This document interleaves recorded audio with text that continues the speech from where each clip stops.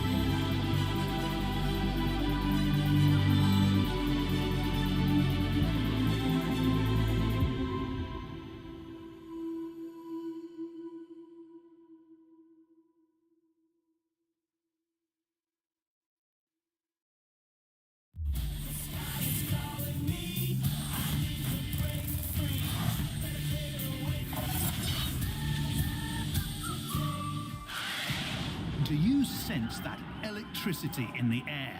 Do you smell those ionized particles? Do you feel your bowels loosening with a deep thrum from hundreds of thrusters firing at once? That, my friends, can only mean one thing. Galactic Tour is once again at the Intergalactic Aerospace Expo. This is the premier air and space show in the Empire. The IAE has the biggest manufacturers, the best modders, and the greatest pilots, all gathered in one spot for enthusiasts like us to gawp at. I mean, if I had a cred for every time I've said, "Whoa, you see that?" I would be slightly more wealthy than I already am. The point is, I am excited. The best part?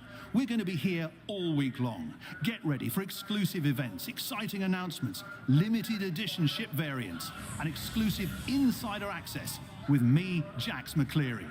There's a lot more coming in the days ahead, so strap in and hold on. Trust me, you're going to want to see this.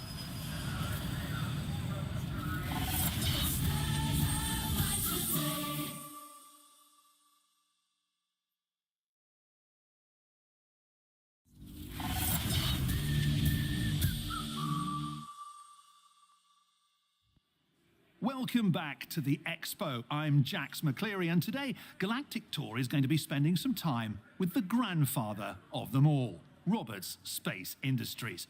The name is almost as synonymous with spaceflight as the term spaceflight itself. Sadly, although they may have invented the quantum drive and dozens of other technological wonders we rely on every day, they haven't been at the cutting edge in centuries. But then that's not why you fly an RSI ship, is it? You fly them because, after all this time, their ships still remain at the forefront of exploration, on the front lines of battles, and in the hangars of new teenage pilots everywhere. You fly them because their ships work. And here on the Expo floor, RSI is clearly working overtime. Not only are they bragging non-stop about their new Polaris, but they have their full, impressive range of ships in every class and size, proudly on display. To that end, when we come back, we'll finally tackle the eternal question: how many Auroras can fit inside the mighty Bengal's main hangar? That and more, as Galactic Tour's Intergalactic Aerospace Expo special continues.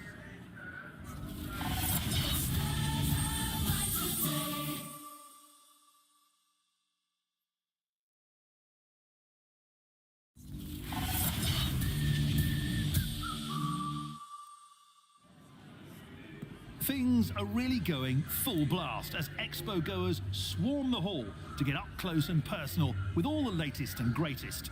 And we're right alongside them, elbowing to the front of the line to get a first-hand look at a brand that inspires as much loyalty as it does uncomfortable glances. I'm talking, of course, about Drake Interplanetary. If controversy made your ships fly better, then Drake ships would probably fly a heck of a lot better.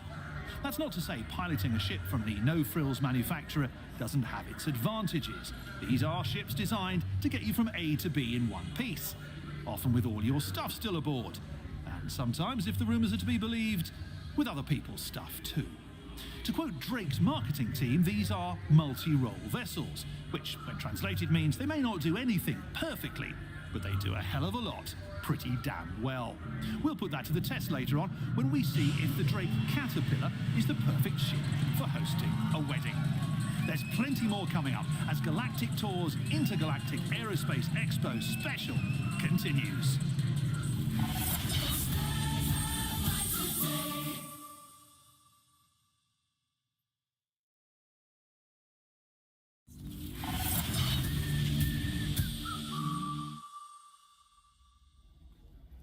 Here we are at the Intergalactic Aerospace Expo, surrounded by some of the fastest, sleekest, sexiest ships ever to be plasma forged from dicarbidium laminate, or whatever it is they actually make ships out of. And so, of course, Galactic Tour turns its attention to none other than the ships of Misk. That sound you just heard was the Spectrum imploding with angry comments.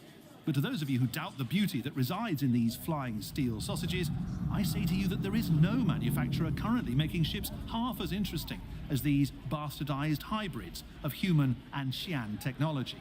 While they may have the handling of your living room couch and cockpit visibility of a Min sunset, the bold design choices featured in the Reliant alone are enough to set my cold black heart beating again.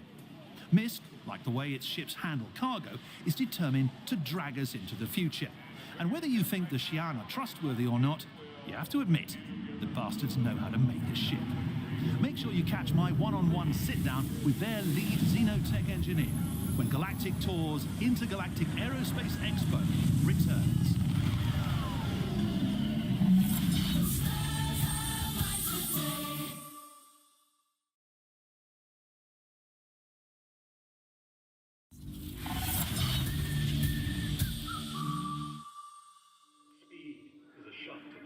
Hello, Jax McCleary here once again at the Intergalactic Aerospace Expo.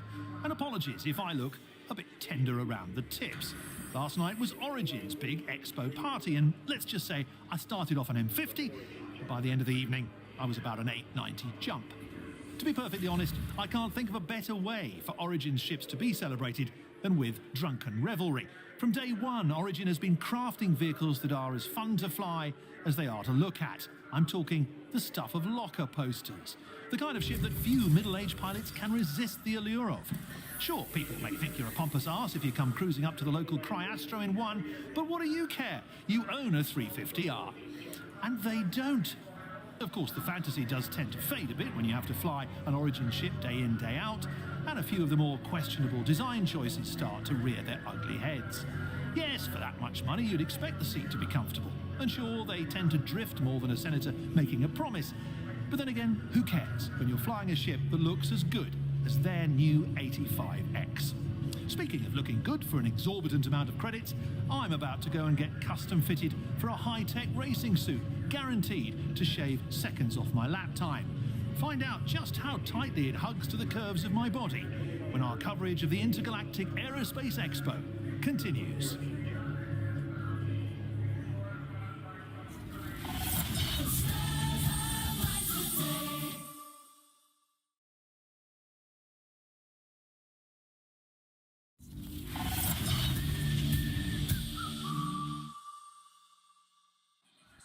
The really incredible thing about being here at the Intergalactic Aerospace Show is the unexpected surprises that sit idling around every corner. Everything and anything from utilising the urinal right next to a certain Squadron 42 pilot to realising my personal fantasy of piloting a Crusader Starliner loaded with the 2946 champion Goss swim team. Ladies, congrats again on the win. You see, on any typical day, the big manufacturers suck up all the air in the room.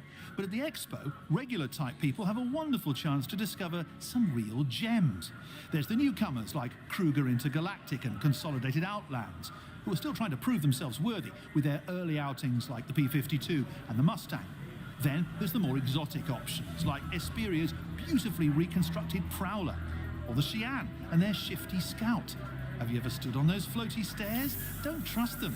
Sure, the ship flies like a leaf in the wind, but would a ramp have killed a Poa? But maybe the best hidden treasures are the ones you can buy. With a full range of IAE exclusive items on sale, from rare parts to limited edition ships, Galactic Tour will take a hard look at which swag is the most drool-worthy when our special Intergalactic Aerospace Expo coverage returns.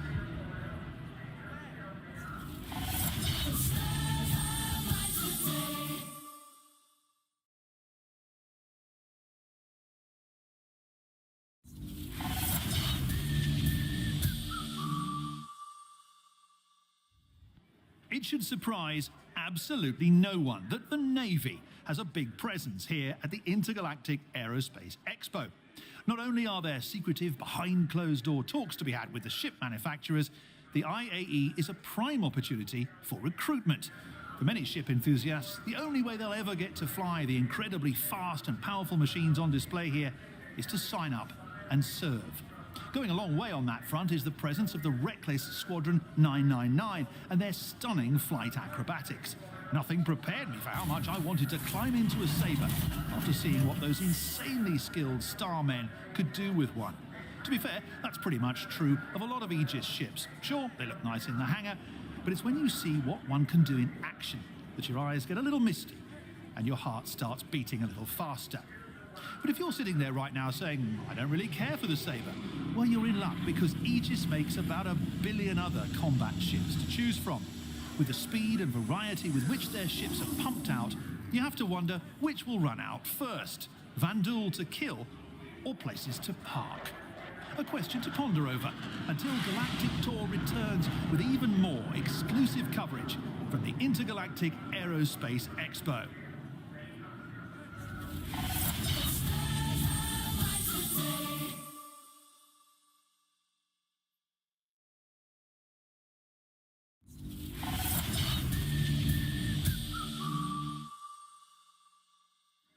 Well, there you have it.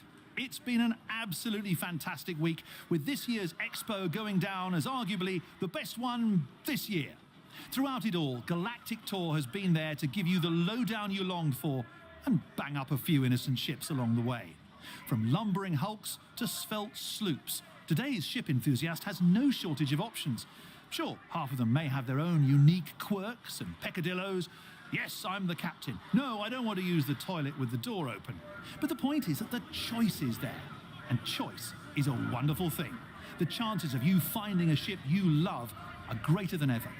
And with what the manufacturers have been showing off these past few days, it seems it's only going to get better. Like a Banu slave, I only have hope for the future. Of course, that doesn't mean that there aren't still plenty of festering piles flying out there that you're going to want to avoid stepping in. But that's what Galactic Tour is for, isn't it? I'm Jax McCleary, and thanks again for joining me this week at the Intergalactic Aerospace Expo. Remember, life's too short not to be going as fast as you can. See you next time.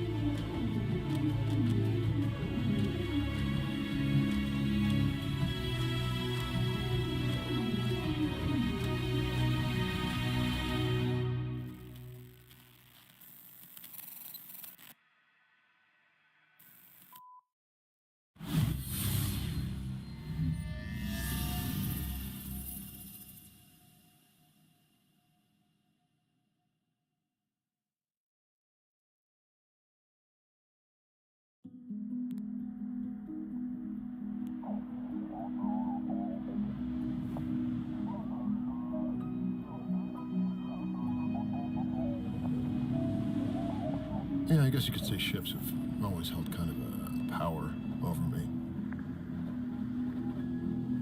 I mean, growing up, I couldn't get enough of them. I'd hang out by the pads any chance I got and listen to the pilots swap stories. My dad used to tell me, you weren't born, you landed. But yeah, there was always something about them.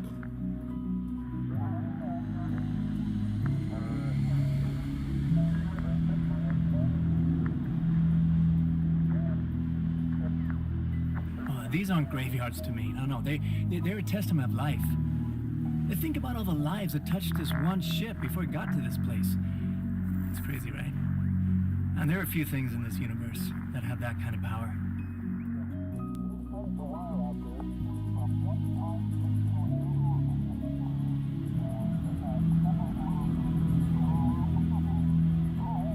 To me, it always comes down to the people who flew it. modifications that they made to make it theirs. I mean, we could find 10 Connie wrecks, and even though the layout's going to be the same, every single one of them is going to be different. There'll be some kind of lingering presence to connect you to the people who lived on it.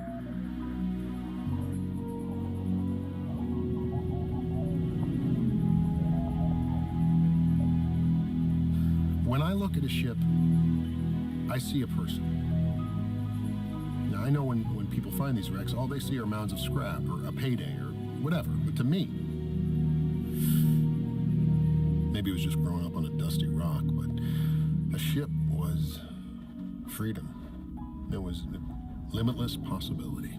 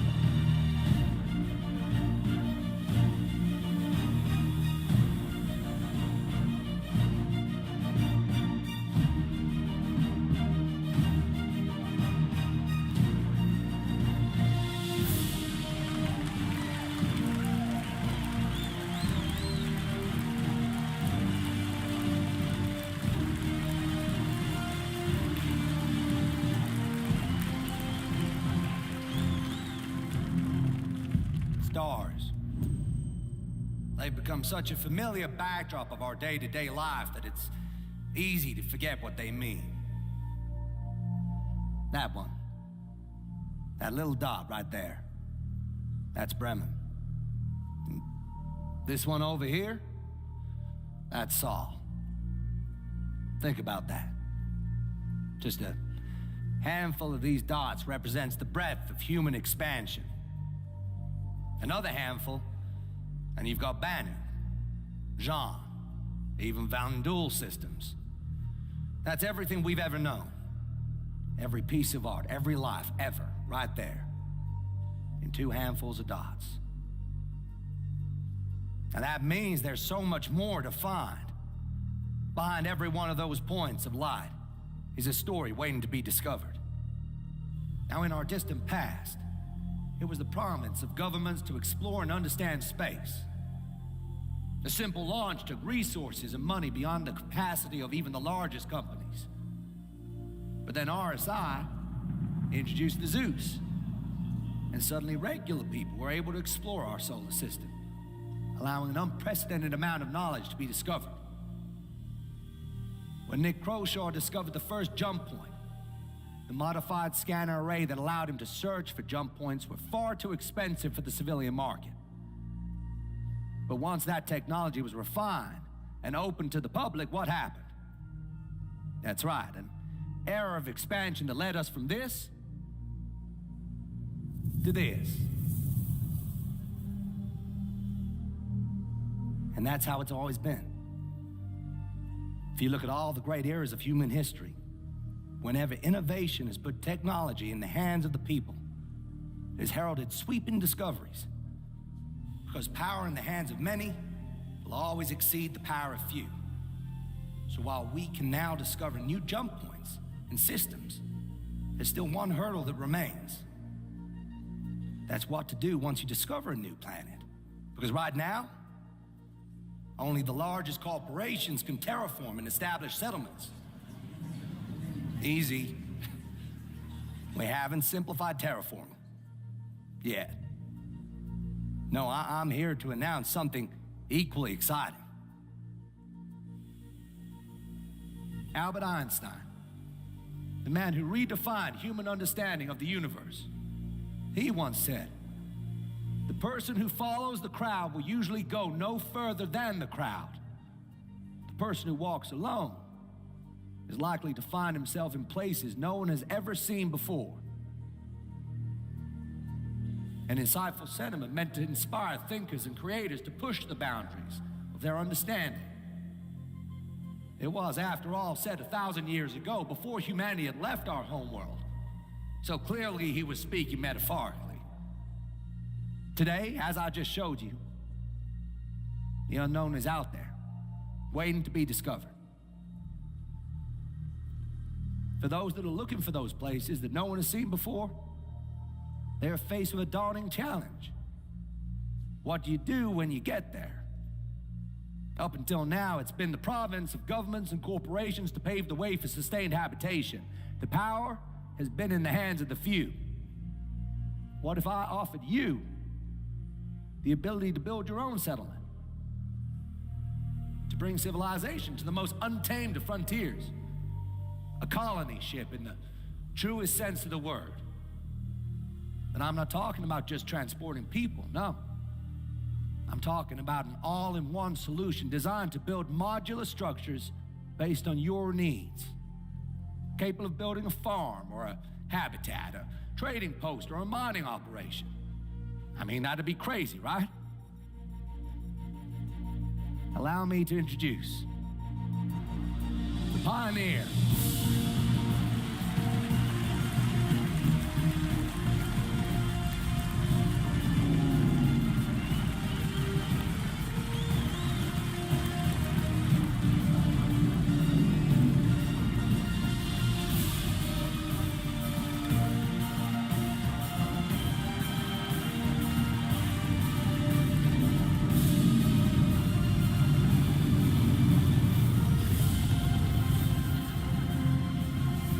With that,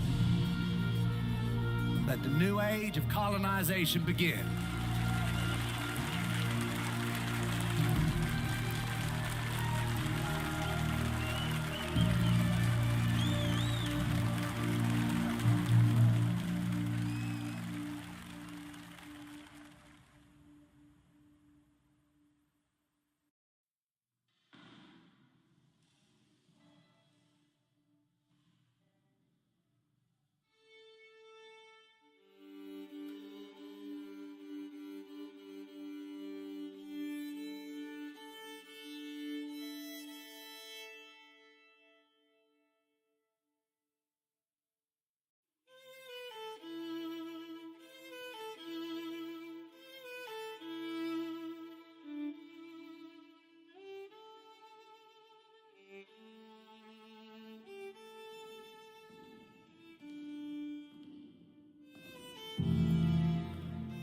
What does it take to build a symphony? It takes a blueprint. 4 movements that will dictate key, tempo, and the arrangement of musical notes that will create harmonies, melodies.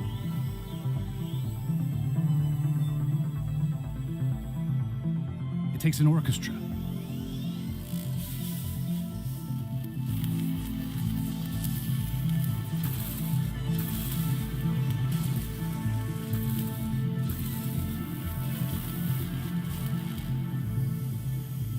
Master technicians of their craft, working in perfect unity to transform notes into sound and those sounds into an experience.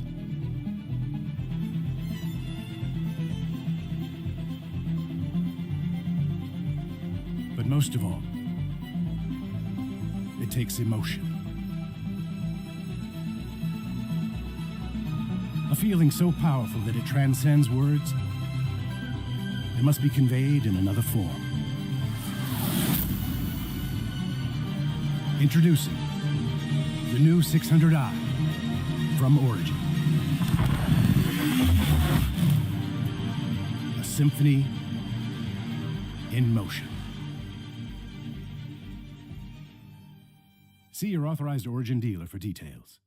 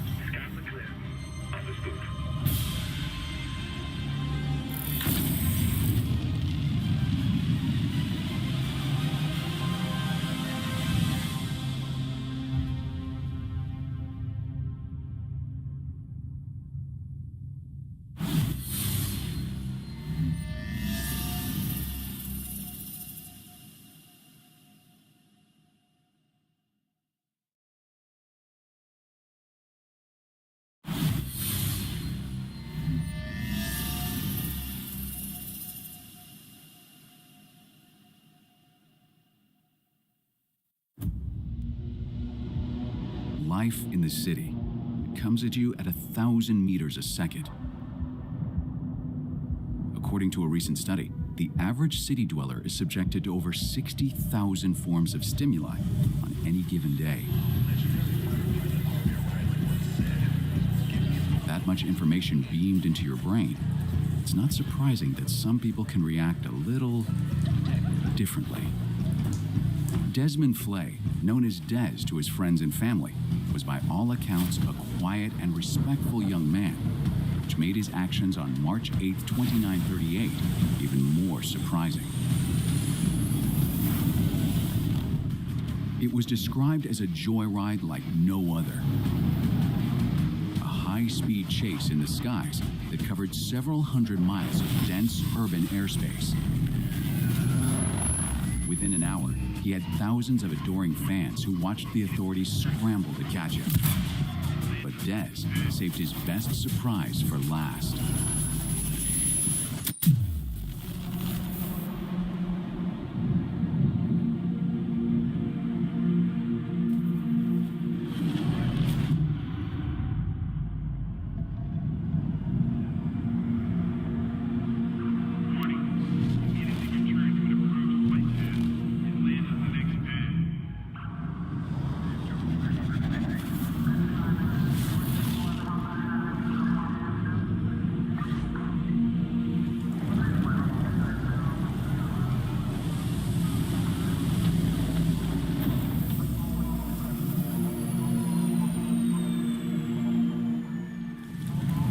captured, local police asked why he did it.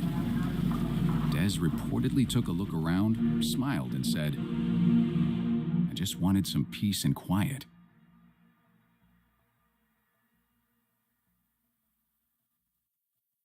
See your local ship dealer for financing options. Certain restrictions apply.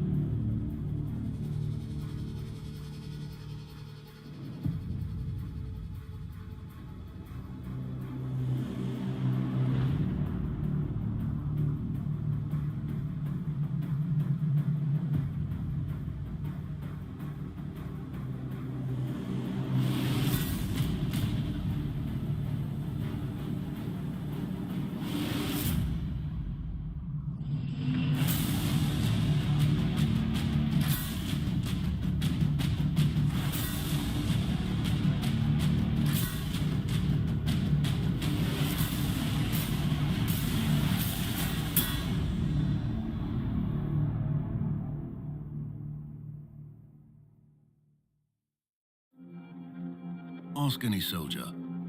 They'll tell you that battles aren't won or lost based on weapons or numbers or even hardware. They're won on choices. For over over a century, our ships have distinguished themselves in thousands of civilian and military combat operations. We are proud to announce another weapon in the arsenal of victory. Get ready for the next generation of warfare with Anvil's Valkyrie dropship. This multi-role weapon platform is designed to get personnel in and out of the hottest combat zones. Featuring 4 powerful rotating thrusters with VTOL capabilities, the Valkyrie is capable of landing with surgical precision to deploy assets.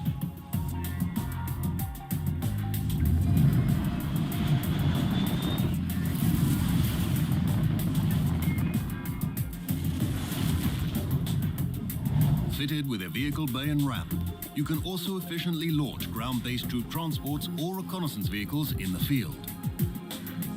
Each high-performance operator seat features rugged construction with added support to minimize G-force for up to 20 personnel, making sure that your fighting force arrives on site ready to jump into the fray. And don't think for a second that the Valkyrie can't hold its own in a fight. 2 remote turrets featuring size 3 hardpoints can provide suppressing fire during deployment. 2 additional manned turrets provide even more devastating fire to blur the line between dropship and gunship. In the days of antiquity, the Valkyrie were believed to choose which warriors may die in battle and which may live. With Anvil's Valkyrie, we put that choice in your hands.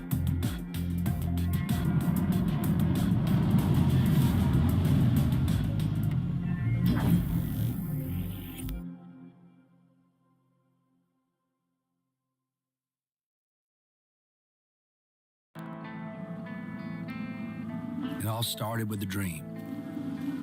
The need to challenge the conventions of our time.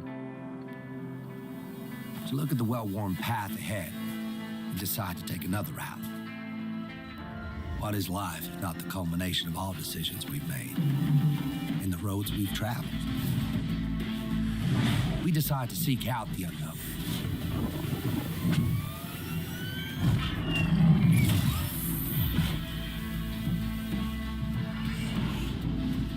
Or take a stand against the unjust in the universe.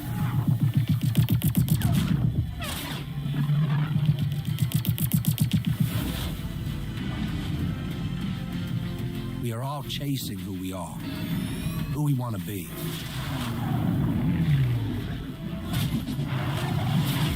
Which begs the question, why choose it all? Introducing the all-new Alpha, Beta, Delta, Gamma. 2948 Mustang. Dream redefined for the modern era.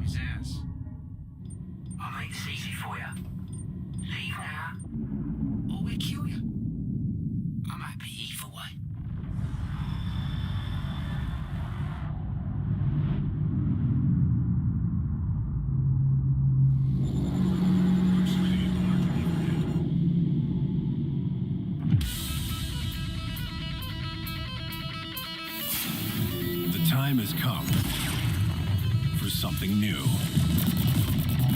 Something to change the game. When seeking fortunes at the fringes of civilization, you need someone you can trust. In this age of uncertainty, it's time to take back your strength. It's time to release the Kraken.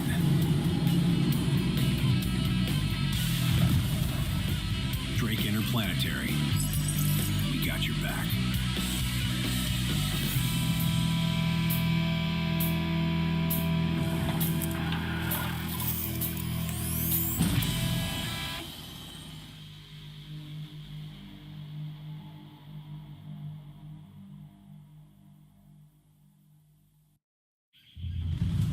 There are some designs that transcend time. We look to the past for inspiration to craft the light fighter of the future. Unmatched design, best-in-class maneuverability. Leave your enemies bewildered. After all, how can you kill what you can't catch? The 2949 Arrow from Anvil. Rise Above. Available now. See your authorized Anvil dealer for details.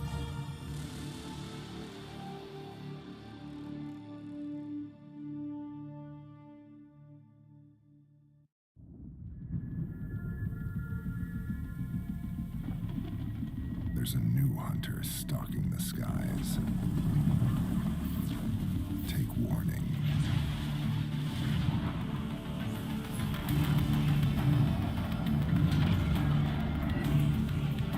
Maximum pilot visibility. Daunting suppression options. Riskless onboard detainment. All at your fingertips.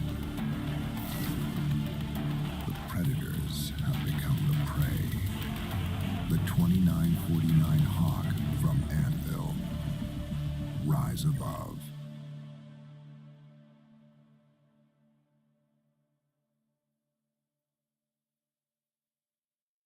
It's nice to know there's one series of ships you can rely on. Like if the job calls for a little more cargo room, you can rest easy with double the maximum rear payload. Maybe you need to go that extra mile. 4 dedicated fuel tanks will get you there, and then some. And when you're expecting trouble on the horizon, well, even the most brazen outlaw's gonna think twice staring down 2 tailor-made missile launchers. Whatever life throws at you, we've got you covered. Misk Freelancer, built for life.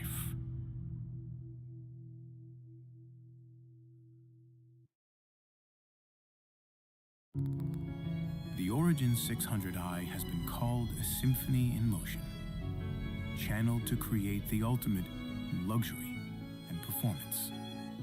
And at the heart of any orchestration lies the tonal center of the experience, cultivating harmony, resolution, comfort. When traveling the stars, the journey is just as important as the destination. The 600i Touring Edition from Origin.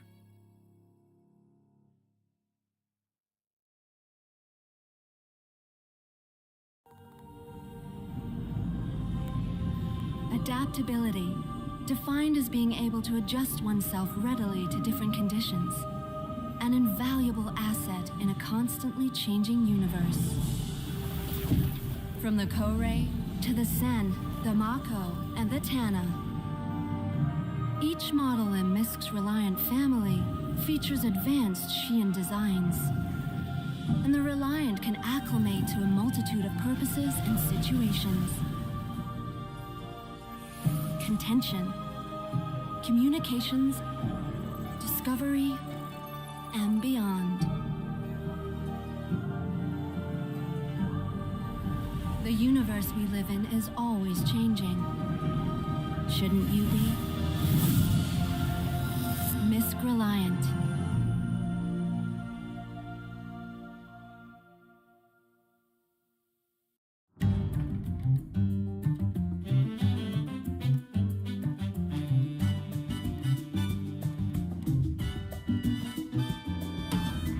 Come fly away, I'll take you on the starlight. Head over heels, you and I will fall again. And then, through the magic of moonlight, hand in hand, we'll forget about the world and fly.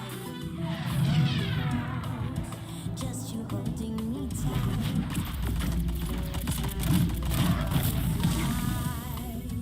So high the sky, think I'm having almost tonight. Let's start flight with me.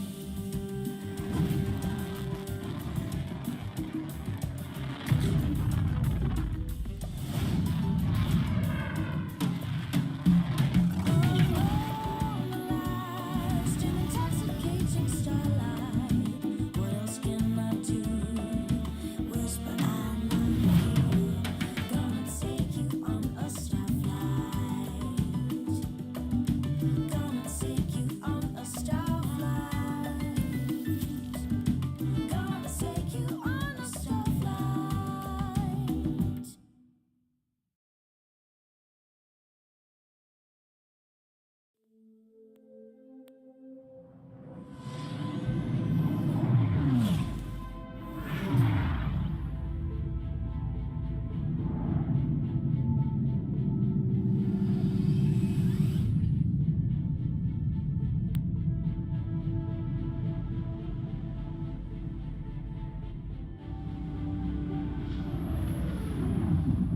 I saw you apply to the Flight Academy again.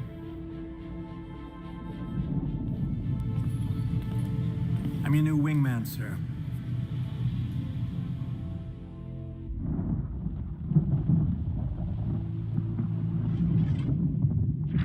The coil. Local scum use it for cover to launch attacks. This is their turf, so move when I'm moving. Keep your eyes open.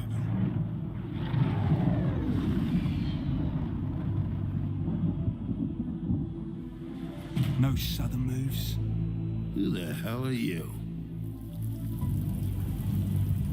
We're OMC. And OMC belongs to Sato Khan. Is that your boss? Are we supposed to be scared of him or something? Yeah. The OMC aren't the only ones listening into comms.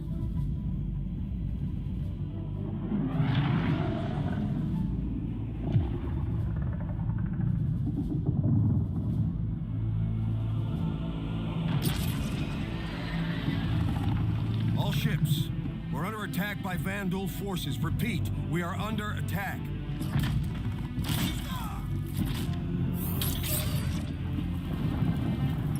There have been battles.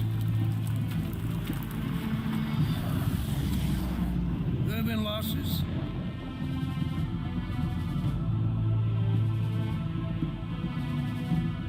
Each and every one of you has proven yourself time and again.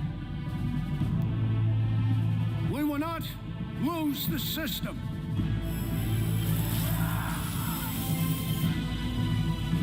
We will not fall back. You got a point. Copy that. Tally's on me. Let's say aye. We will win. Because we have to.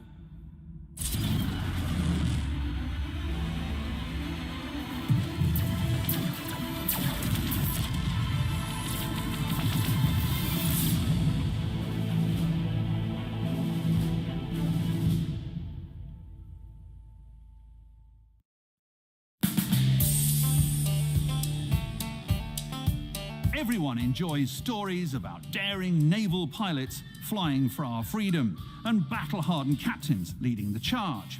But for every Cal Mason and Admiral Bishop out there blowing things up, there are dozens of unsung heroes who are just as worthy of our praise and admiration. And today, here at Conrad Naval Station, Galactic Tour is going to sing an unsung song. Meet Gunner's mate, Alfonso Lang. A master craftsman in his own right, Starman Lang is in charge of lovingly caring for the deadly armament aboard the UEES Thresher. Every day they're not getting shot at, Alfonso EVAs across the entirety of this 100-meter-long Aegis Hammerhead to visually inspect the dozens of guns and missile launchers that make this patrol ship such a formidable foe. Optics, targeting systems, mount connections, head threading, even lubrication levels all must be checked, rechecked, and meticulously maintained. Basically, all the worst parts of operating really big and powerful guns. It's like if you wanted an elephant for a pet, Alfonso would be the guy going, yeah, that's great, but what the hell are you going to feed it? With the aid of advanced diagnostic tools, each of the turrets must be correctly calibrated, so that when the gunners fire at a swift-moving target, say a squad of fighters or an incoming torpedo, they actually shoot it down instead of the gun jamming and blowing up in their face. If the Aegis Hammerhead is a sleek shark patrolling the dangerous waters, then Alfonso is the remora stuck to its armored belly, making sure this dangerous predator stays that way. And I, for one, am damn glad to know he's there. Starman Lang, we here at Galactic Tour salute you.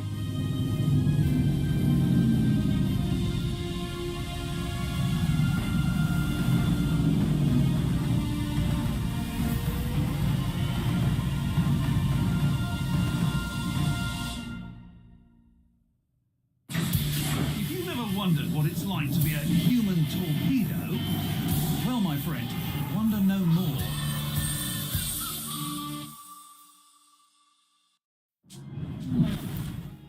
Area 18. 2949. Things were changing. You could feel it. And it was Gatsby, the center of it all. How'd you get on Gatsby's list? Gatsby's it. The name on everybody's lips.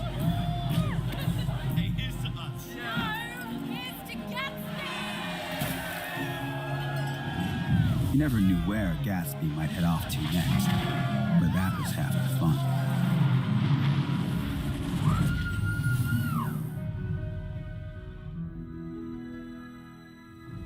No one dared sleep for fear of missing something incredible.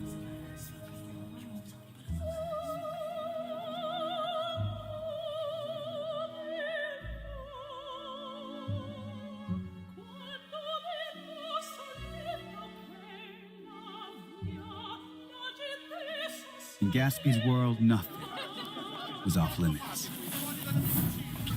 Unless you were trying to crash the party.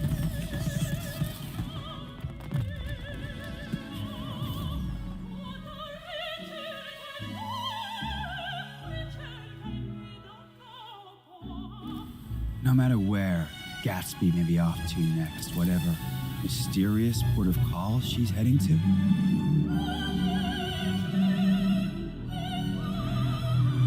time I see her, won't be soon enough.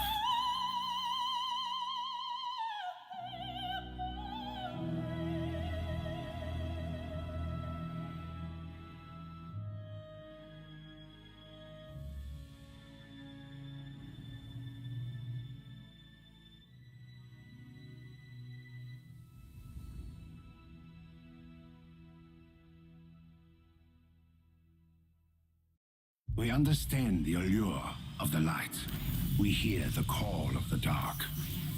Our legacy is one of precision in design, of balance and inescapable duality. The push and pull of seemingly opposing forces working in concert to create a consonant equilibrium. The Archimedes and the Merlin. Duality of design.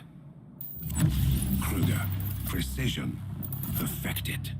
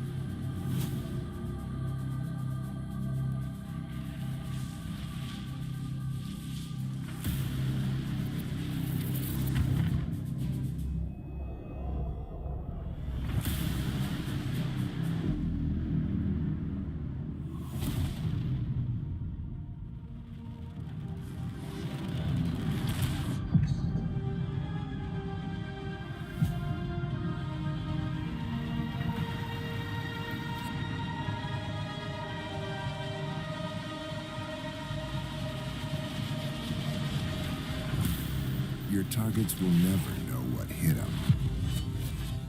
The ballista from Anvil. Rise above.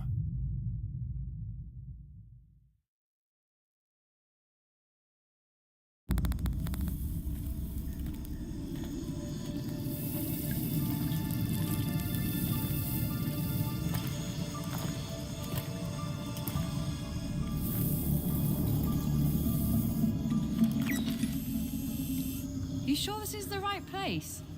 Moss has never steered us wrong before. All right, good enough for me.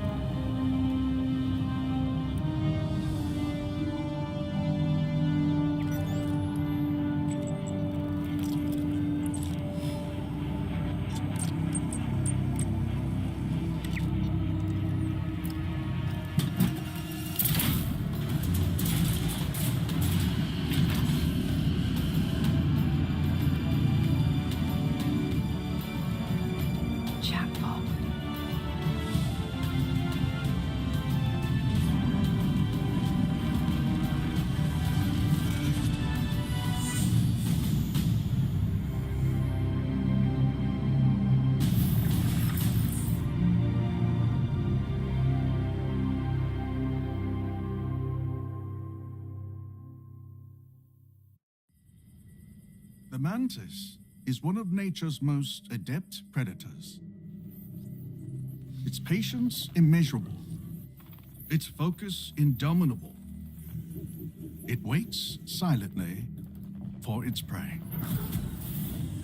The adroit hunter positions itself for attack, identifying its unsuspecting target when it's most vulnerable. And then, steeled to the task at hand, the mantis strikes.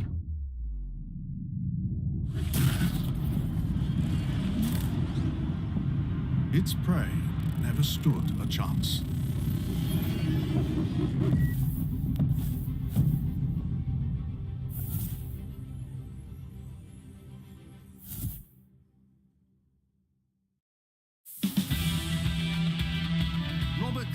Space Industries. Three little words that say volumes. The manufacturer that set the original standard for spaceflight continues to defy its age and stay relevant in the modern era. From the Origin-style bells and whistles gussying up the Constellation Phoenix to the more traditionally utilitarian Connie models and the exhaustive Aurora series, RSI offers plenty of reliable options for green pilots and crusty old pros alike. And of course there's RSI's more aggressive side, exemplified by this lean, mean interdiction machine. Behold, the Mantis. A perennial favourite of law enforcement agencies and the scourge of space scum everywhere. That little doohickey in the front there, that's a state-of-the-art WATEC quantum enforcement device, or QED. And where the Mantis gets its bite, this little beauty can rip a ship out of quantum with ridiculous precision. A privilege that has previously been restricted to responsible and qualified pilots. So what do you say we test her out? Roomier in here than I expected. But a spacious cockpit isn't why the Mantis has the hearts of law and ordery types aflutter. Let's get down to business and see if this thing does what it says in the brochure. Now, Jimmy is in a trusty Aurora around the other side of the planet. I'm going to fire up the QED, and when I give the signal, Jimmy is going to attempt to QT right past us. Here we go.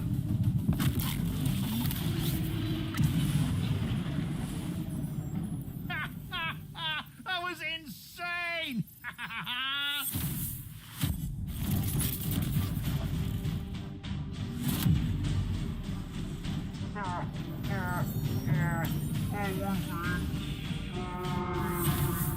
You know, I honestly don't understand why advocacy agents seem so stuffy all the time.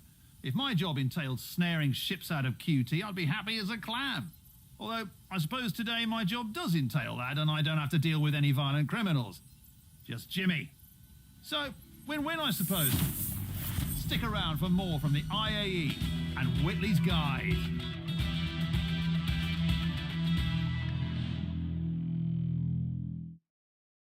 Behold the majesty of the Anvil Pisces. A paragon of exploration, the Pisces features a dedicated scanner, convertible cabin space, and best of all, it's designed to fit snugly within the hangar of Anvil's perennial Carrack. This one, however, fits in the palm of my hand. I'm Jax McCleary, and this is Whitley's Guide.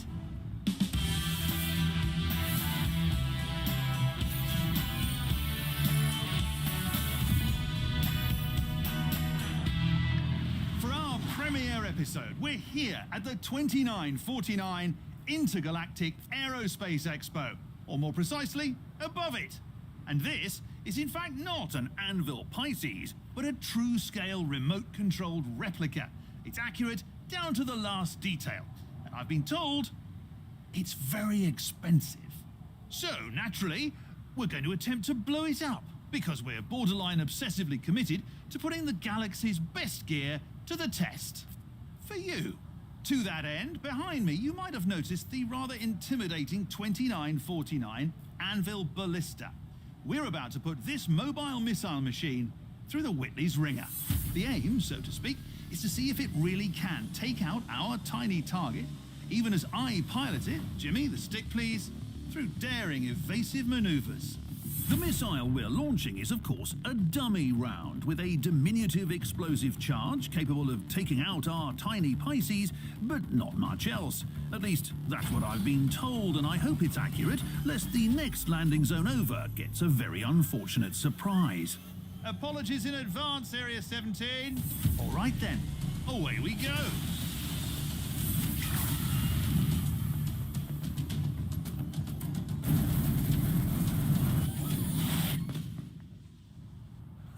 Well, will you look at that?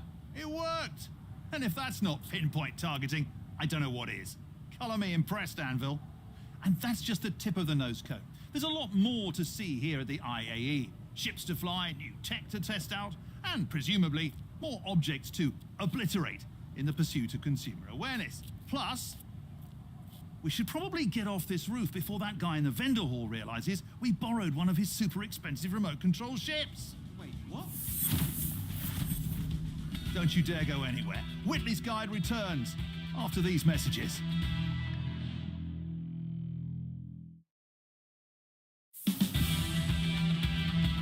Pure speed. Every year, it feels like the offerings here at the Intergalactic Aerospace Expo get faster. Or maybe I'm just getting slower. Probably a little of both. Anyhow, I'm sitting here in a Kruger Archimedes. It may be a snub craft, but when you top out at 1,340 meters per second, well, no quantum drive, no problem. Jimmy is currently queuing up to purchase a presumably delightful frozen dessert down in the expo hall. Personally, I'm an Irma's farm man. Now, if this little minx is as speedy as they say she is, I should be able to get to the Irma's in Area 7, procure a tasty treat, and make it back both before it melts and before Jimmy gets through that massive line.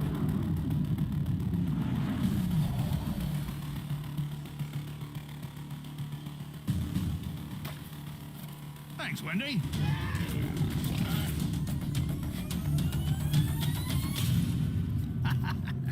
Close, but no cigar, Jimmy. Hats off, Kruger. Now, if you'll excuse me, I'm going to hunker down and determine which of these desserts is the true champion of this segment. So stick around for more Whitley's Guide.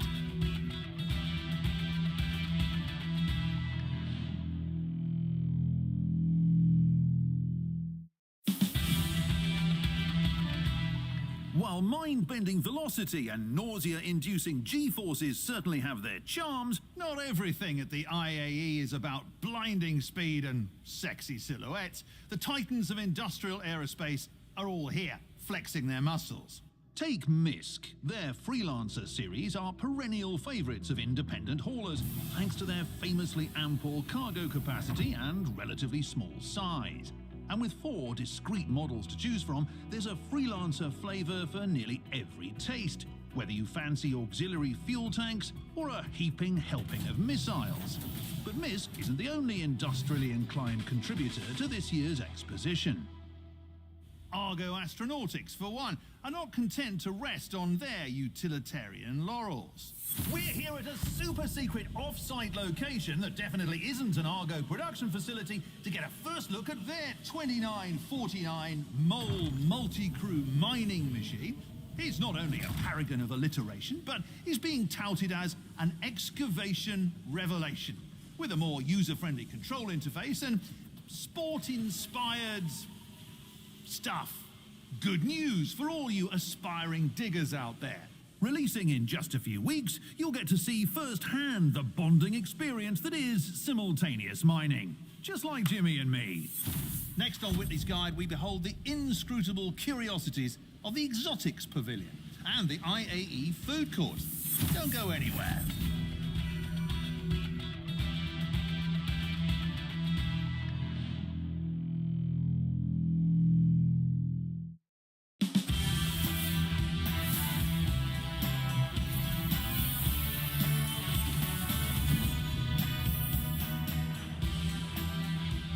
Welcome to the Exotics Pavilion, where aerospace xenophiles can scratch their wildest alien itches. Even this year's IAE Food Court is embracing the esoteric offerings of our non-human brethren. Take this. What is it again, Jimmy? They said it was pickled corpse bug. All right. Pickled corpse bug. Well, down the hatch. Let's go take a look. Every year, the exotic offerings on hand at the IAE get more robust, and 2949 looks to be no exception. From Esperia's chillingly accurate Vandul recreations to Apoa's aggressive pursuit of the human market through an expanding line of ships adapted from Xi'an military designs. Even the Banu adapted their stout Defender fighter for human flight back in 2947. Both the ship and its related marketing efforts have come a long way in just a few years. I mean, has anyone seen their early attempts at an advert? Jimmy, do we have a clip?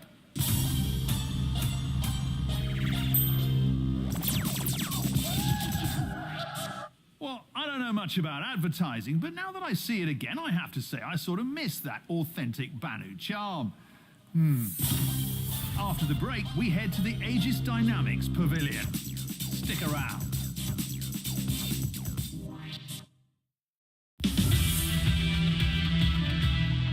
Now, I've been to every IAE in recent memory, and year after year it remains a thrill to traipse amongst the multitudinous warbirds of Aegis Dynamics. From the classic Gladius to the Protean Avenger, Aegis has been at this a long time, and their fleet is celebrated to this day.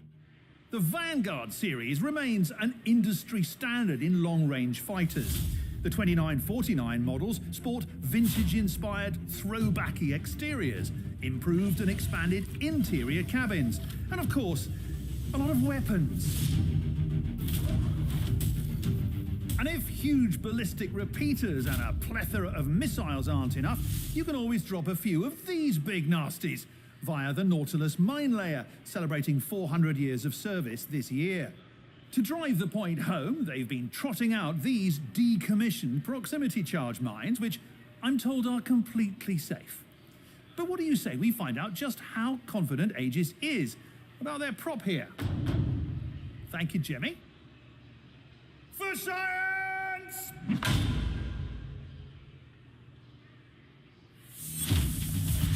Next on Whitley's Guide, we parley with the salty dogs at the Drake Interplanetary Pavilion.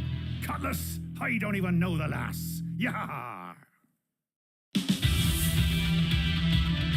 Under the watch of hotshot Wunderkind CEO Andon Arden, Drake Interplanetary has attempted to pull themselves out of the quagmire of controversy. If you ask me, they continue to turn out the same scrappy, dependable stuff while attempting to song and dance a white hat onto their admittedly tarnished image. But at the end of the day, you can't argue with results. That said, Drake claims that they no longer willingly sell their product to reprobates and nefarious Nellies. I'm about to go undercover, thank you, Jimmy, to find out if Drake's people are really towing the line or if they are beholden to the almighty credit. Here on Whitley's Guide, we aren't afraid to tackle serious issues. Come on. How many civilian ships do you think this thing can take down without rearming? 10? 15? You say credit ships? Oh, sorry, there's blood on those.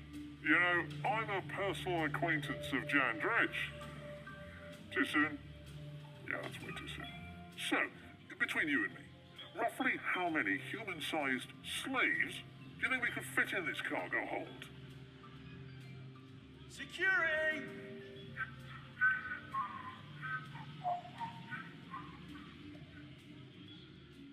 Coming up, we put on our fanciest pants and then sully them with caviar and champagne as we bask in the uncut opulence of Origin Jumpworks.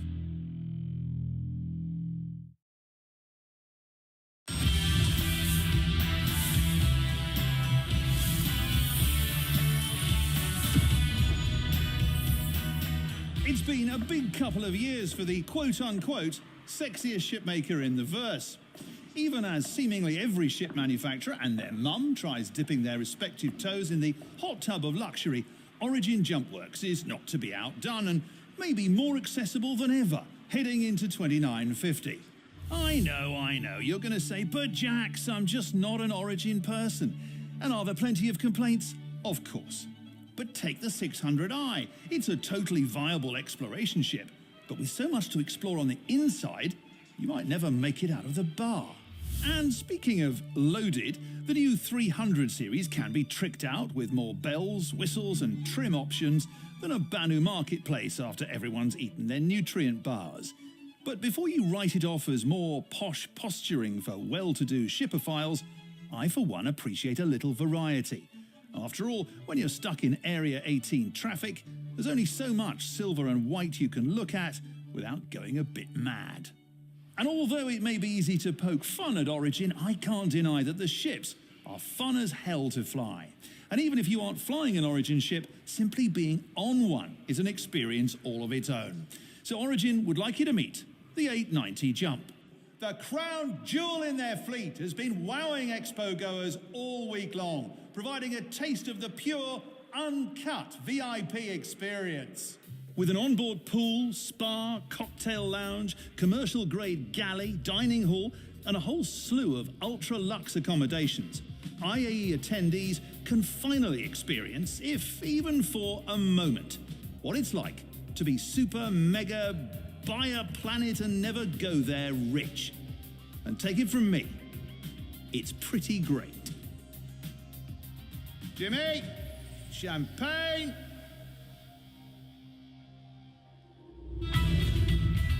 And there you have it, folks. We've seen all there is to see at the Intergalactic Aerospace Exposition. We laughed, we cried, we caused a moderate amount of property damage. I'd like to thank the entire staff here at the IAE for not kicking us out on day one. I'd like to thank my producer Jimmy for deftly persuading the IAE staff to not kick us out on day one. And of course, I'd like to thank all of you lovely creatures for watching. This is Jax McCleary saying, see you next time on Whitley's Guide.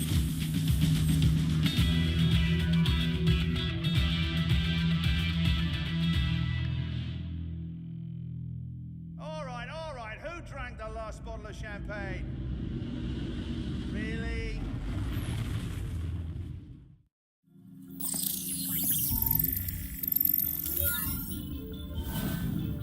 In conjunction with Bering, we are currently crafting the most devastating Size 7 mountable ship cannon ever devised. The SF-7, being prototyped in both ballistic and laser configurations, is specifically designed to incapacitate capital-class vessels.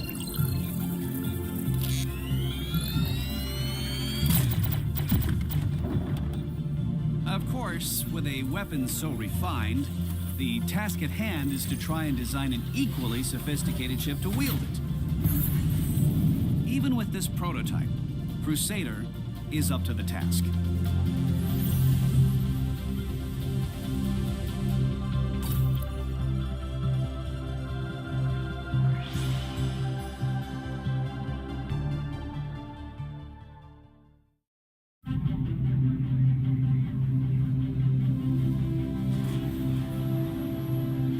Out here, you've got your crew and your ship. And the only thing that matters is getting the job done. This is your workshop, your playground, your command center. This is your multi-operator laser extractor. Argo Astronautics, building your future.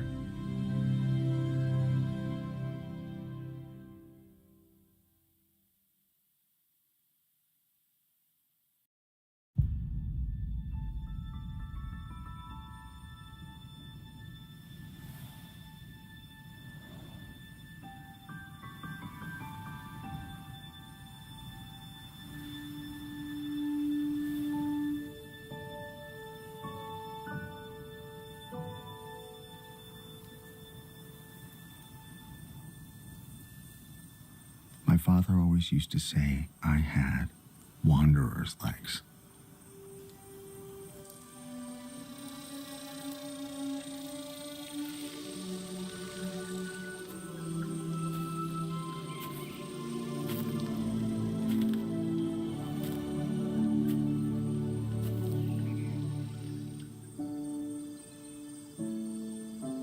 We all wonder, what's out there? But for me, it was more than that.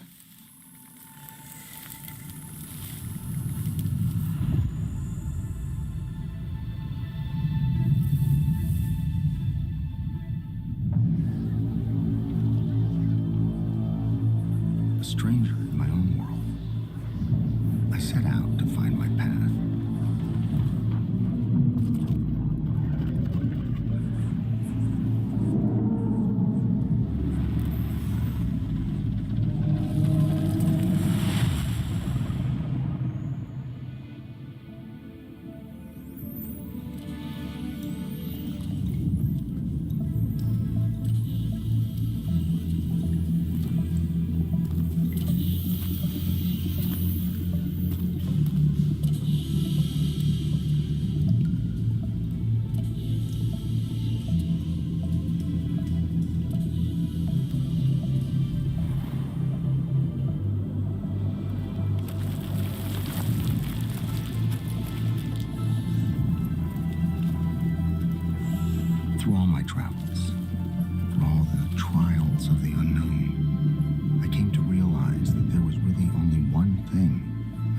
looking for.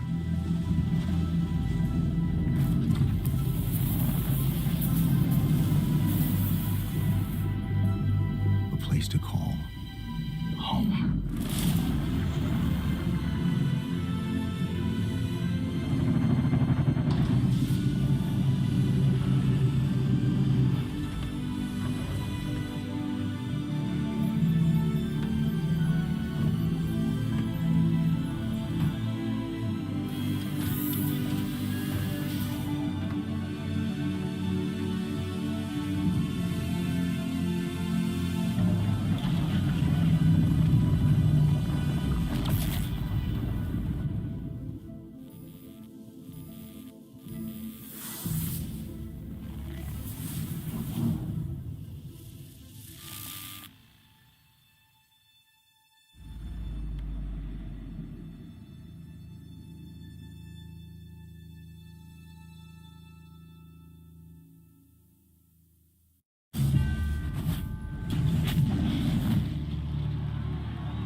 Time has come.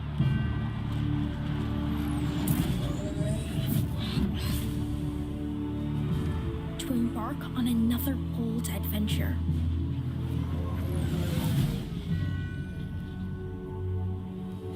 To face dangers, new and old. We feel your deeds far and wide. Everybody with me? Let's give them a show.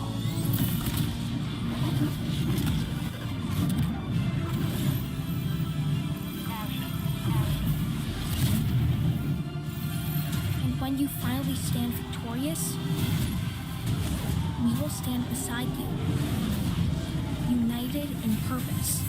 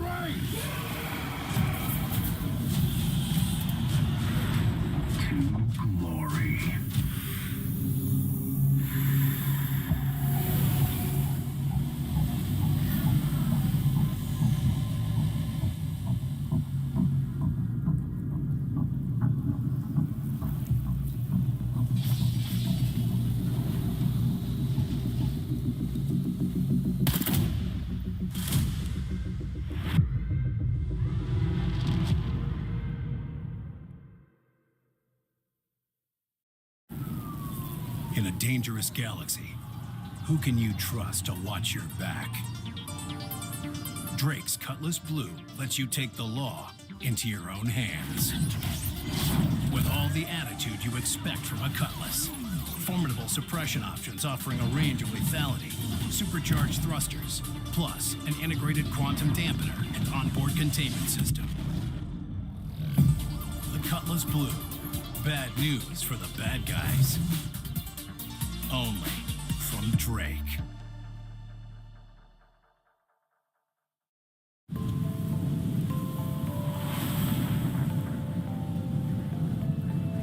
After eating the bear's breakfast, Goldilocks explored their house. She saw 3 chairs and wanted badly to rest her feet. But the first chair she tried was much too small. So she tried the second chair,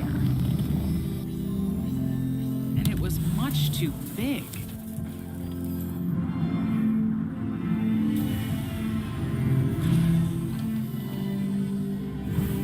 But when she tried the third chair,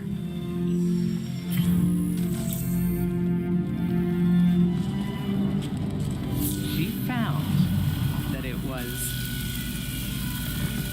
just right.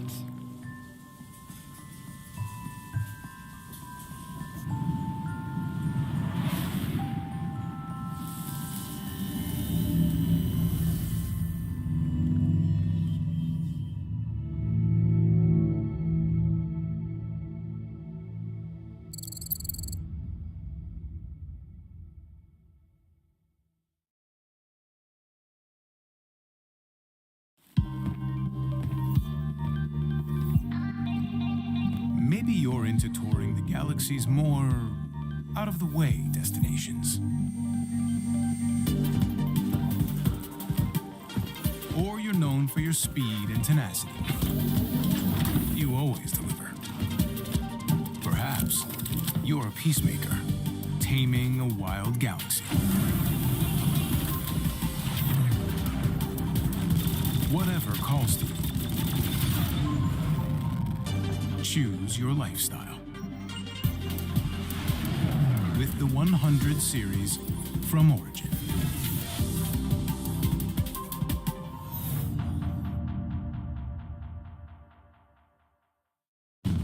For $29.50, the Intergalactic Aerospace Expo is continuing its tour of Stanton, landing on the snowy slopes of Microtech. And while the weather outside may be frightful, the offerings at the Tobin Centre are nothing short of delightful. Welcome to Whitley's Guide.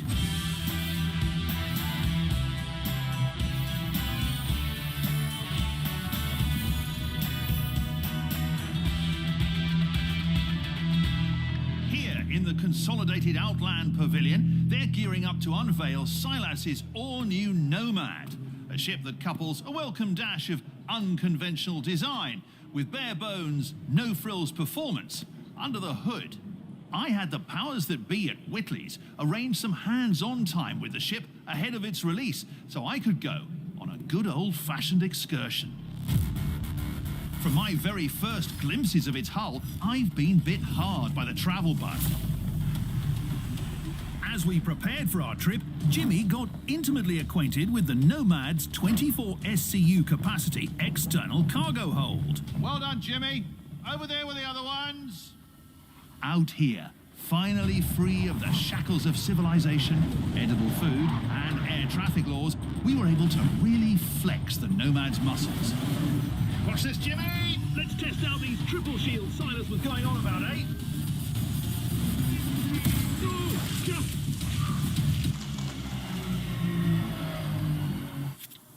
Even triple shields are no match for reckless flying. Remember that, kids. How's it looking there, Jim? After sharing a few campfire stories, Jimmy and I decided to turn in under the stars. What was that? Jimmy? Jimmy? The onboard bed provides that extra level of security someone of my stature is used to. and convenient access to the laser repeaters made me rest extra easy.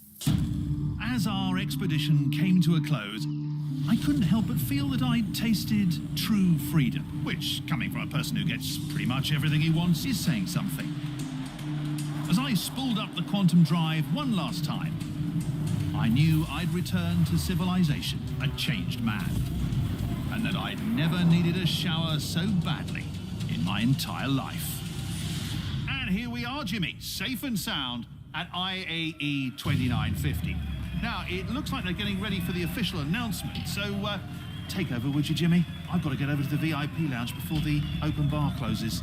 Back in 2944, we aimed to reshape the dream of spaceflight. Since then, much has changed.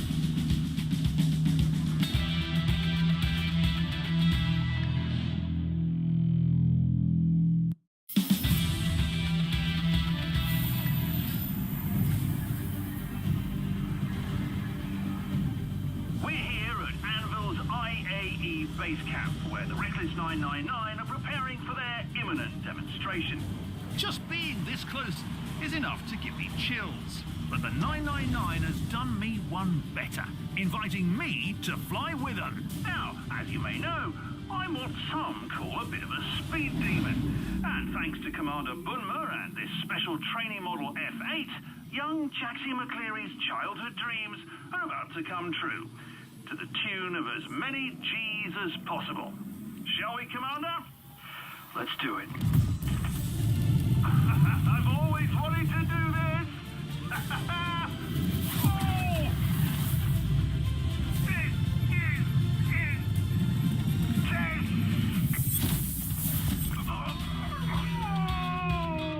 intense.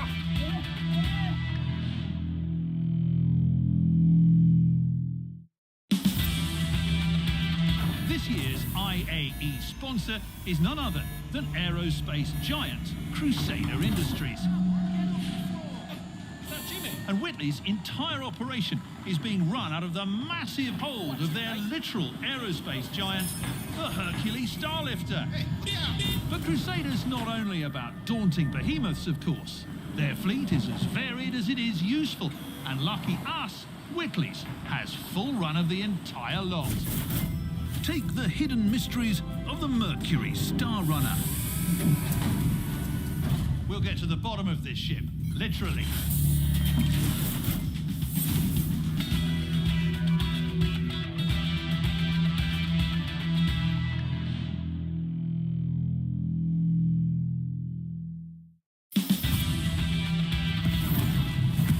Behold, the Devil's Roundabout. These 15 kilometers of nasty comprise a rancorous racecourse known to push pilots to the limits of technical capability. We're out here at MISC's official IAE event, gearing up for a demo that's, shall we say, prohibited by Microtech's speed limits. Can their speedy Razor tame this beast of a course? Jimmy is about to find out. I'd do it, Jim. But it's an insurance thing.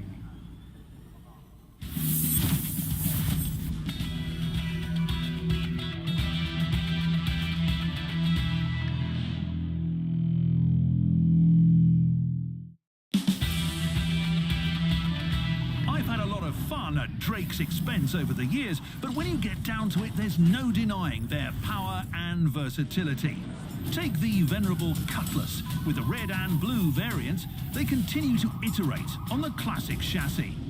Now we're here with reps from Drake, and I have the next Cutlass variant, the Cutlass Purple. You know, for parties. Sound system, cocktail bar, glitter ball.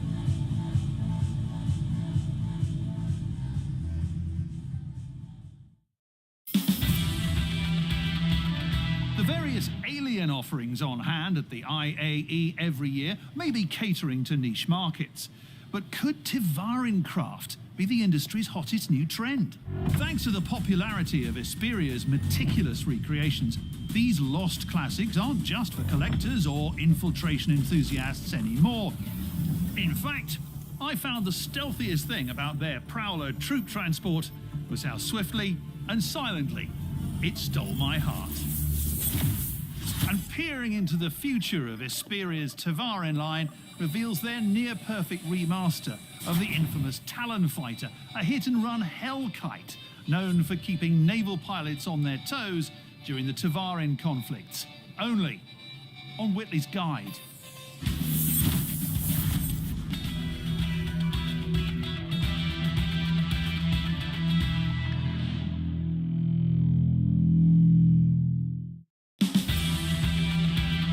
Origin Jumpworks high-performance vehicles service everything from blistering speeds to the peak of culture.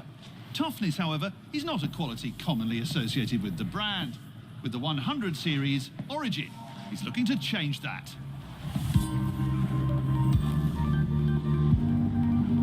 And we've got notorious bounty hunter and IAE mainstay, Junior Pardos, who's going to do his best to dirty up Origin's image a little. Ready to take this thing for a whirl, Junior? Couldn't have put it better myself.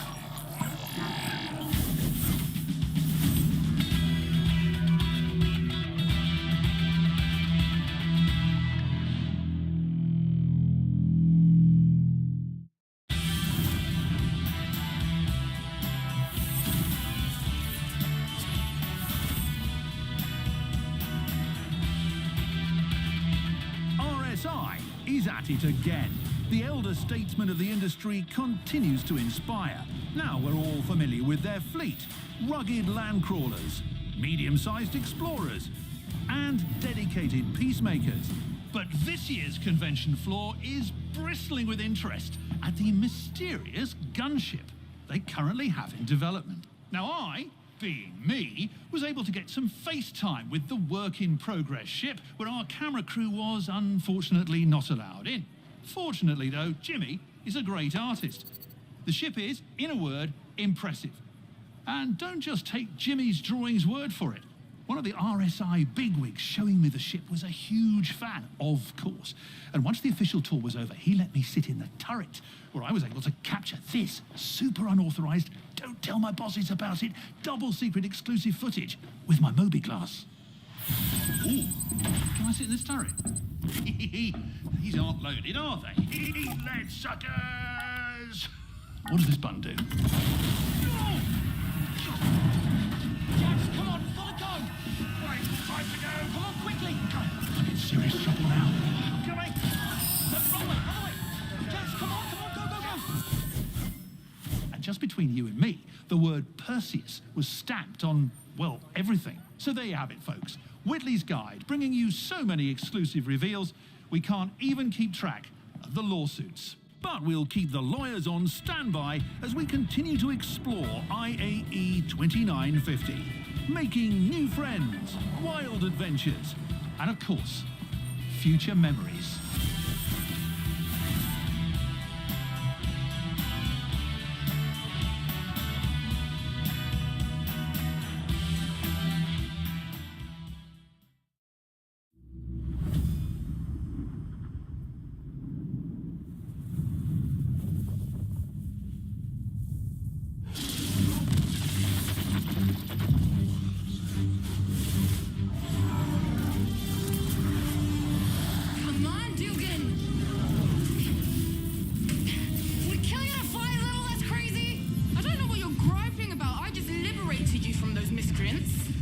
Kidnapped. Do you want me to give you back?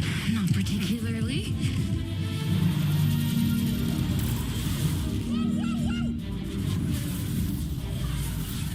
Whoa, not a good idea!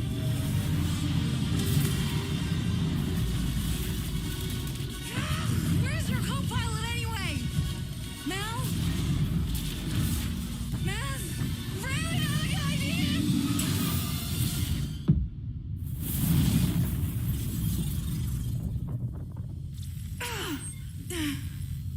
I think we lost him. I think something's on fire back there.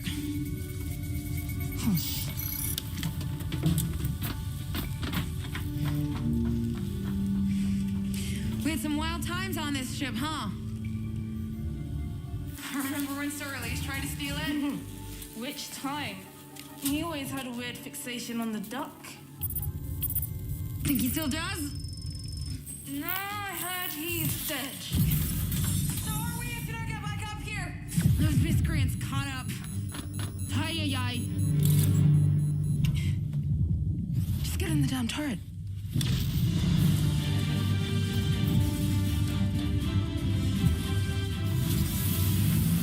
Come on, you bushwhacking Ranus, let's go! Gonna shoot or talk to him? You gonna get me in a position?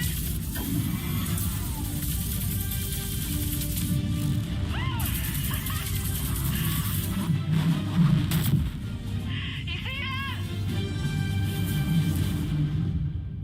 Do I still got it? Or do I still got it? Sulo Pindo.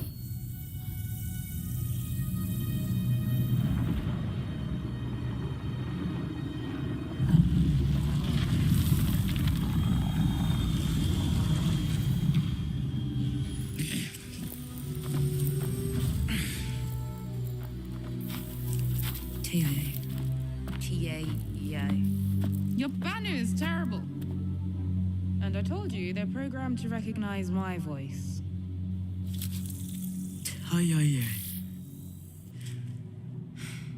How much are the deacons paying for me anyway? You aren't gonna talk your way out of this one, laddie.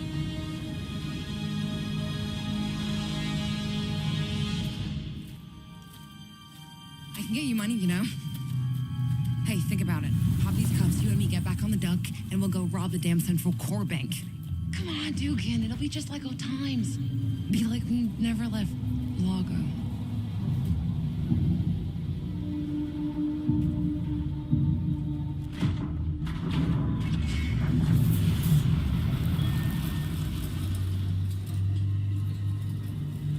Or not. Mad Dog! So happy to see you back safe and sound. She's displeased. I can tell. See, normally, when you abandon your crew to be taken by the police, you're not expecting to see them again. Happy I could facilitate this reunion. Now, about those advocates. Ah, yes. The authorization codes. These were not easy to come by. But well worth the trouble. Codes? You treated me for damn access codes? You're more than welcome to stick around.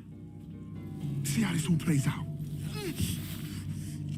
I can assure you, this will be long and painful. Should be fun. I really should be, What's the matter, Dugan? Got another old cohort to sell out? Gonna hit up a Banu slave market or two? You know what, Zen? Just because we did a few jobs together way back doesn't mean I owe you anything. The Banu have a word for backstabbers like you. Hi-yi-yi! Get them! Get off them! What was that about? You couldn't clue me into your little plan?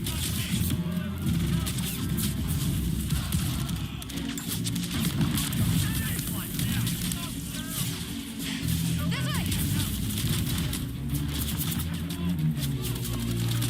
Not this way! Over there! Cyclone!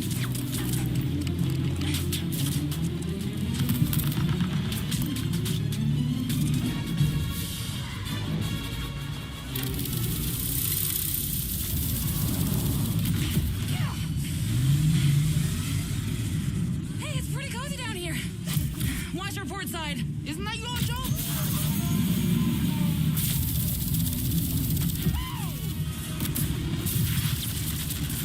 Uh-oh, they brought out the big boy. Yeah, I see it. Almost there.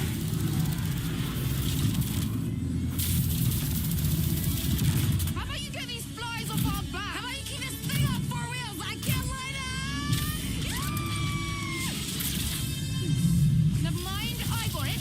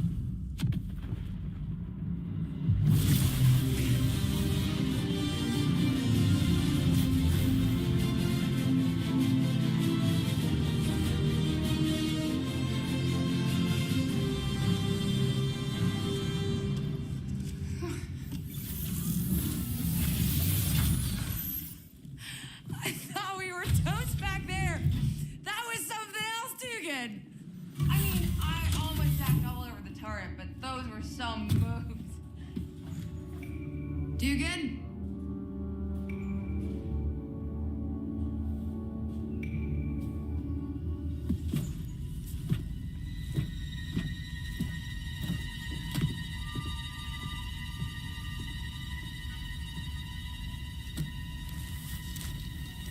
Got it, Mass.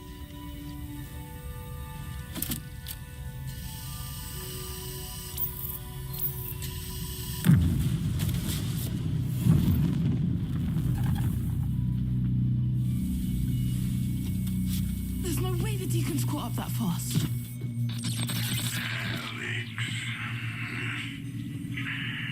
Been a long time.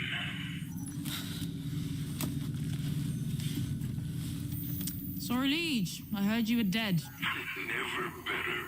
Got a message this morning from an old acquaintance. You'll never guess who. I have a couple of ideas. Look, Dugan, I didn't know you were gonna spring me from the Deacons. Yeah, well, to be honest, neither did I.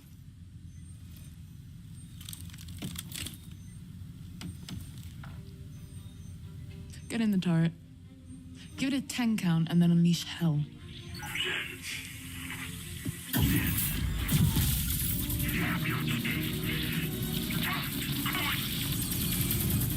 Hang in there, Mass, just a little while longer.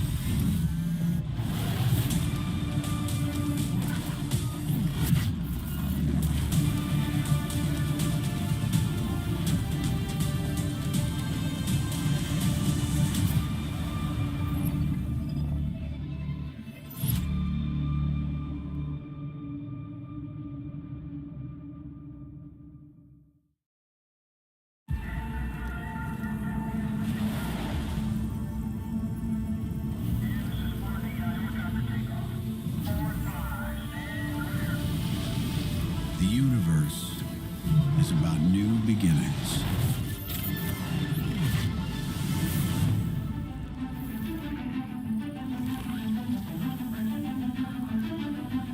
It's about asking the really big questions.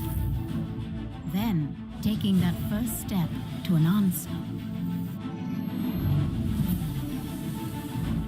Or supporting the people of the Empire in times of crisis.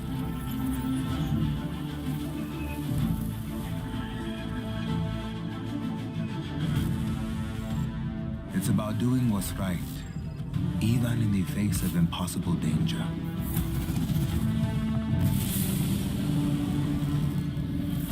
To shield our homes from the threats both outside and inside our border.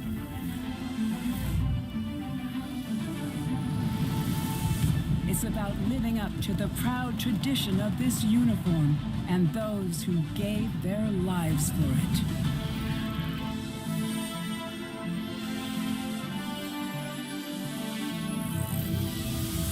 So, yes, the universe is full of beginnings.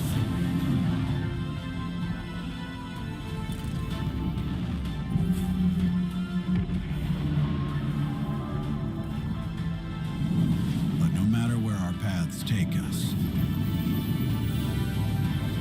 we all have our place in the fleet.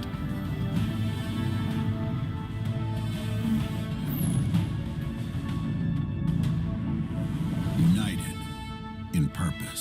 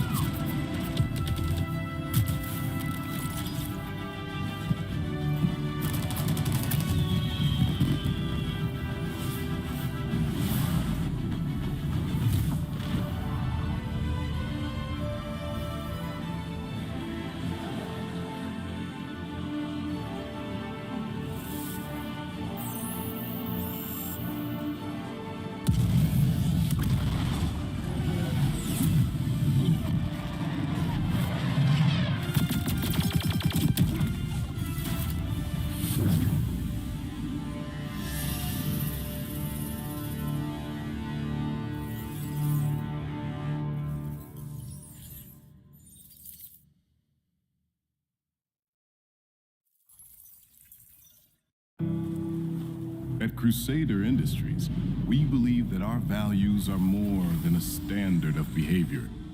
They're our legacy and our inspiration.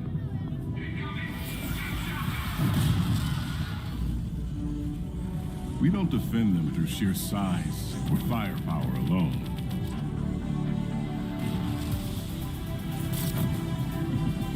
We ally ourselves with those who share our core beliefs. We make sure the real heroes make it to where they're needed most. At Crusader Industries, we know that lifting up others benefits us all.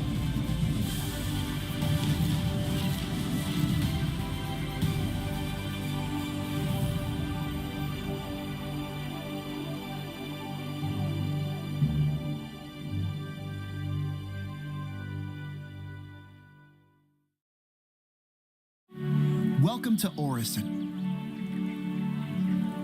the Empire's only orbital in-atmosphere vehicle production line. Stanton II's first orbital platforms were built by the UEE Navy in 2855 and considered by many to be an engineering marvel of the time.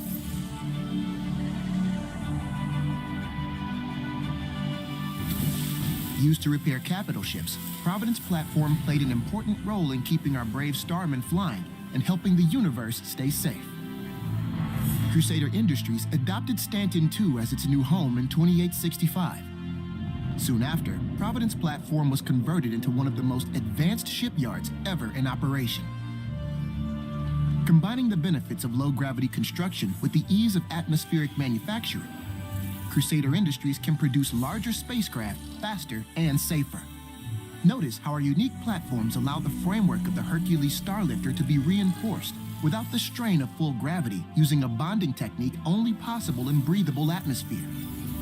And in preparation for the next generation of starships, Crusader engineers are already hard at work developing new innovative manufacturing techniques. When it comes to the future of spaceflight, at Providence platform, the sky's the limit. But what about beyond the shipyards? Since its founding, Orison has continued to grow and change into much more than industrial platforms. Today, it's known as an unforgettable destination where employees and visitors alike can gather among the clouds to relax and unwind.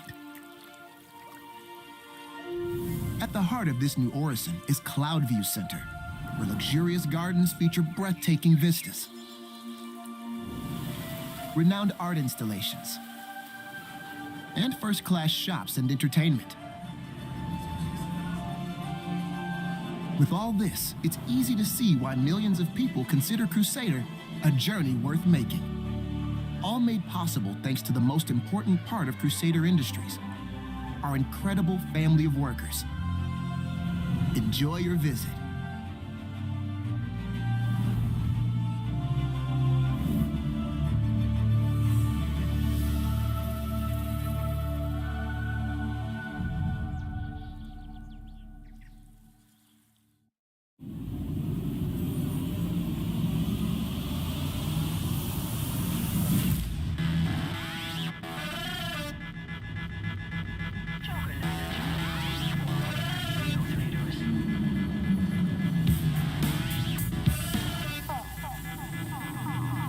They say that some things just don't go out of style. That the true classics never die.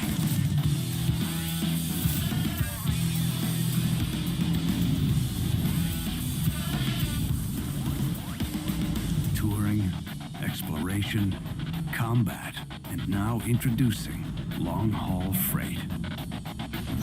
The all-new Roberts Space Industries Constellation Taurus still does it all.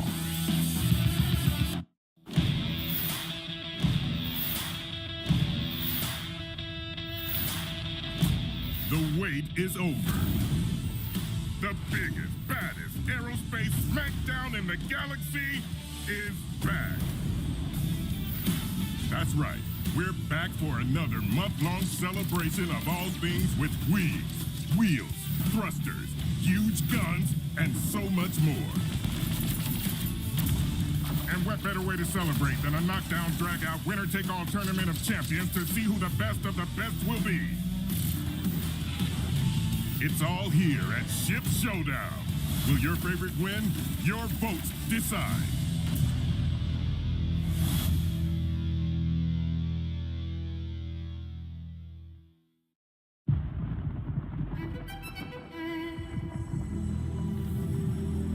Through unforgiving lands, across the impossible expanse, a mirage calls, a distant oasis.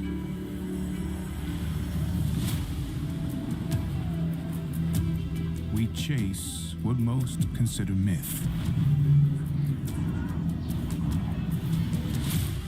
Pursue an obsession. That's what pushes us to greatness. The Oasis. It's real.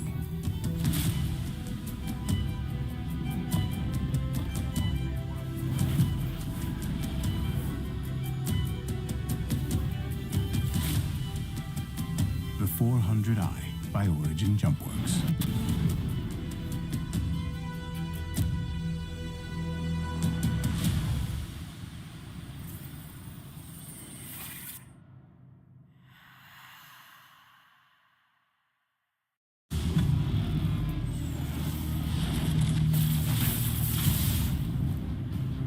Just when you thought it was safe to go back to Microtech. Oh, not good, not good!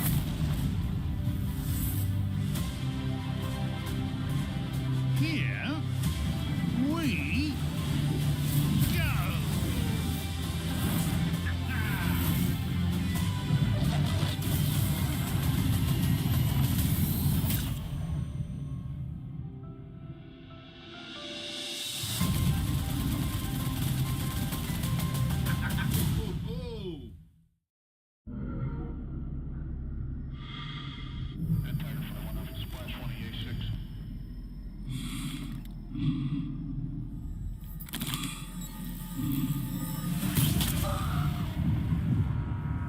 You suffered a catastrophic injury, but you're okay now. Now don't rush anything. You're free to go when you feel comfortable.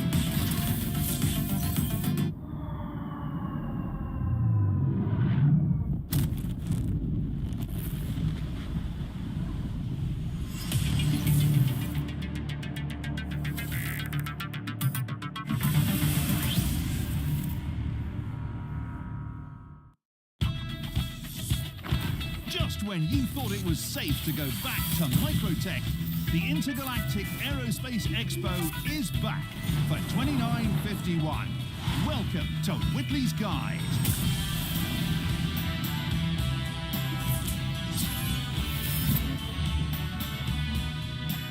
That frosty air can only mean we're back in your favourite winter wonderland, Microtech.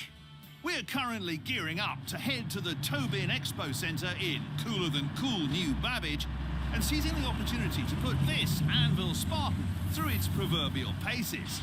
The team designed this not-so-little beauty specifically to transport the most precious cargo of all, your friends, family, favourite heavily armed mercenary outfit, etc. So if you're looking to get a load of folks from point A to point B and keep them all in one piece, then the Spartan was seemingly designed just for you.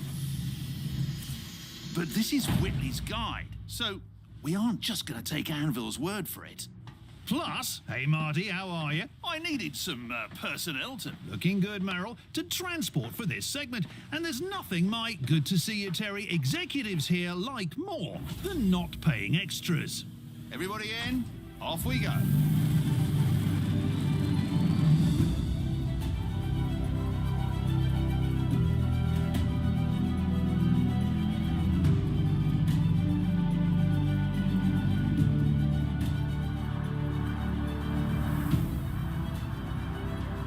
Machine, Anvil uses the Atlas platform that their Ballista anti-aircraft unit is built on. So they obviously aren't taking personnel transport lightly, so to speak. But I want to find out just how heavy this metal really is. And since this rig's low profile keeps us safe from those anti-aircraft turrets, Jimmy here is about to make things a little more interesting. About to find out if this Spartan can stay cool under pressure, whilst keeping our friends back there relatively comfortable in the face of impossibly heavy turbulence.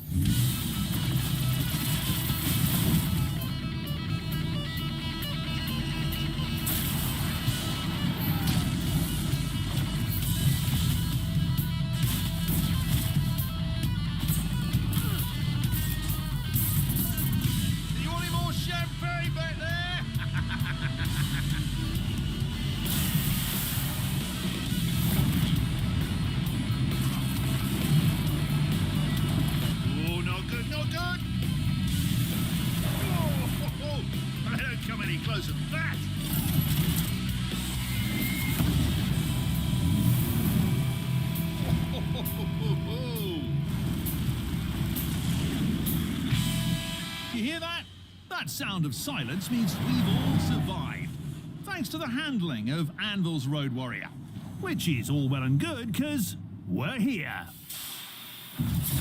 And with that, we kick off another intergalactic aerospace expo, arriving in true Whitley style. And this year we've got more raw, uncut excitement, more pulse-pounding, heart-pumping, senses-shattering wildness than ever before. I mean, honestly, IAE 2951... What is this, McCleary? Is this segment supposed to be a callback to episode 223? Hold on, let's cut. All right, we're cutting. Wait, what? Yeah, I've seen this before. BTS, keep rolling. Jimmy, are you in the edit bay? What is she on about?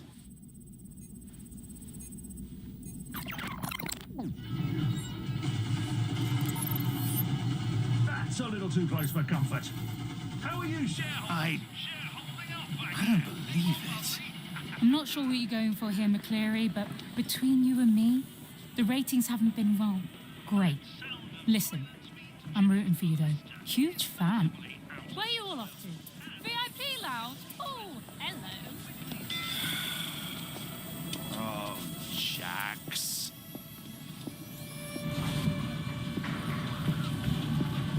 I don't know, Jimmy. Maybe this gig is passing me by. I mean, clearly I'm out of ideas. I'm rehashing old material without even realizing it. Oh, sure, but who wants to see the same old bits? I mean, even in reverse.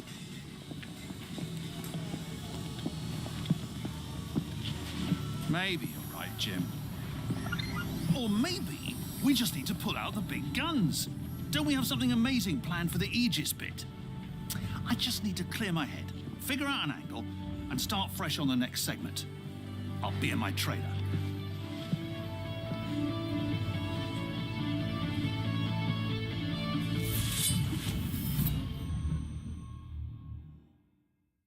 Behold, the mighty Aegis Redeemer. The once and future next great starship is bristling with uncut firepower to the tune of 6 massive guns and a heaping helping of missiles, ready to jam down the gullet of any baddies foolish enough to give you any trouble. Today, we're set to find out if the infamous Redeemer can create as well as it can destroy. We filled this ship's auxiliary fuel tanks with a special paint mixture. Stay with me. so that when I fire the thrusters just so, it'll spray stunning swathes of colour across that rooftop, which our fleet of MPUVs is turning into a giant canvas. The idea being to recreate the famous painting Tears of Fire on a massive scale. We'll just do a little bit of that at the bottom, finish that off. There we go. Jax McCleary. Ha! So, with precision controls and the spirit of artistic inspiration on our side, it's time to see if this thing makes as good a paintbrush as it does a devastating killing machine.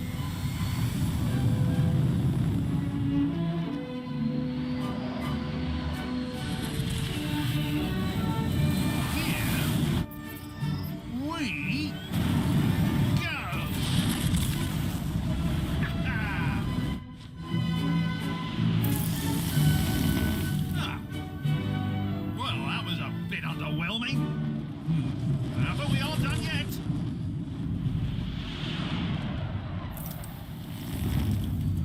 Ah, right.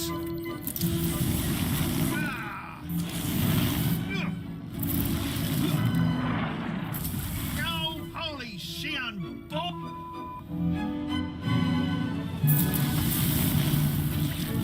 That is it. I've absolutely had it. I can't believe this. Everybody take 5.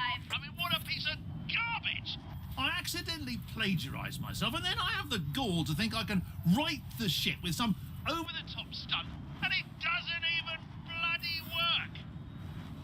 I don't care what the kids like, Jimmy. This is the bloody Aegis Redeemer. I can't believe I thought that using the nastiest gunship to ever make a Vandal soil its bioarmour would be well served farting paint onto somebody's penthouse.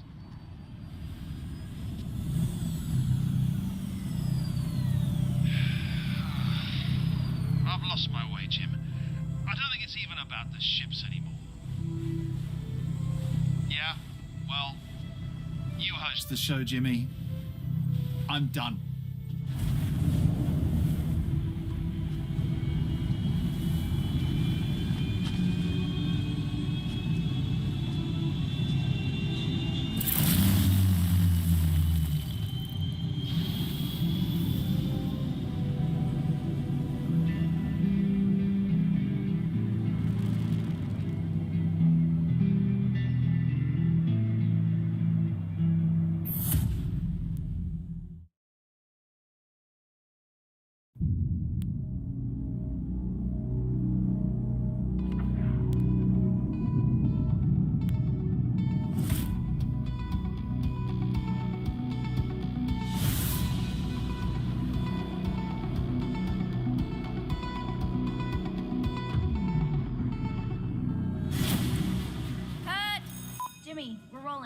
You want a bucket?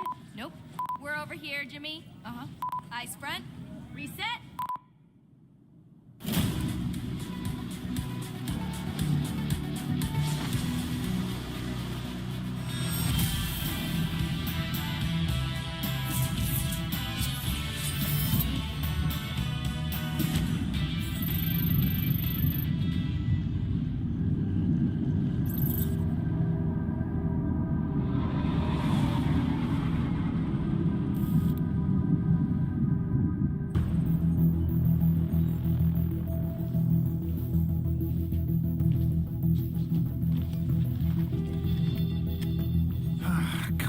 He's really doing it.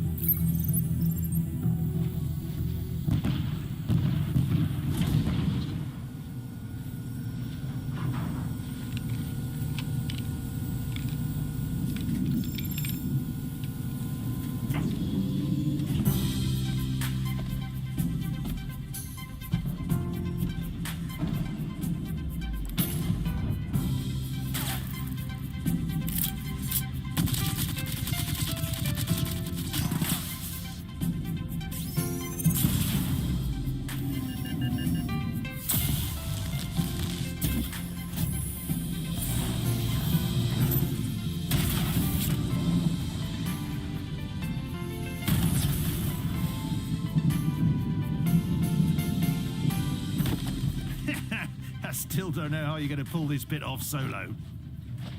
Likely kill yourself. Oh my god, he's going to kill himself!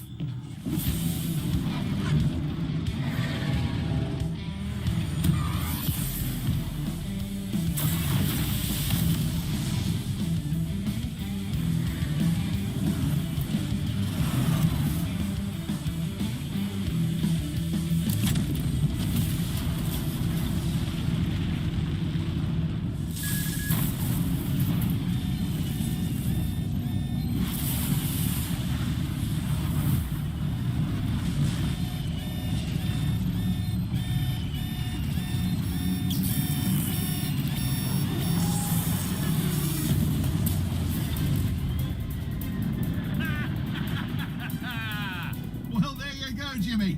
Now we're even for what happened in God. Okay, let's see what this cannon can really do for a proper big finish.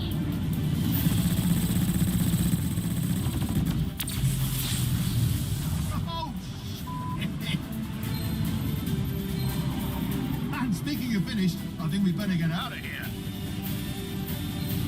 What are you doing, Jimmy? Enjoying the view?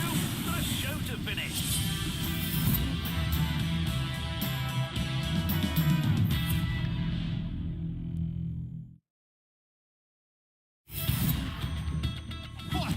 Serious fun out there, eh, Jimmy? Admitting you couldn't have done it without me. I mean, the cannons on those Ares models, what is that, like a size 7? That is nuts. Absolutely insane. Raw power. Couldn't have put it better myself, mate. This has been an eventful IAE, to say the least. But thanks to Jimmy here, I've been reminded of why I started doing all of this in the first place. At the end of the day, it's all about the ships. So here are some highlights of Intergalactic Aerospace Expos, past and present. Haha, it's a pirate's life for me, here at the Drake Pavilion. Just don't tell Jan Dredge. Play, here we go. Oh, what's this do?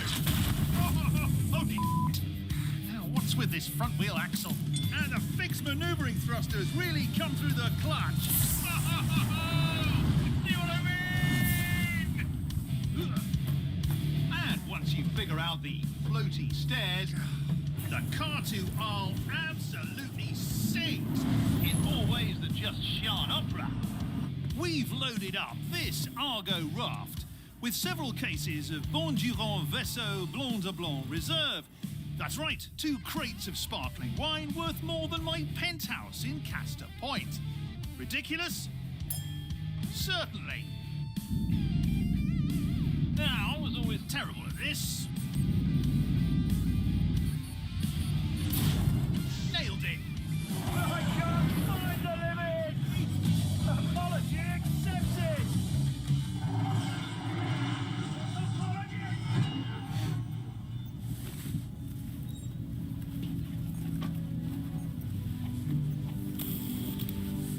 Jimmy? You okay, lad?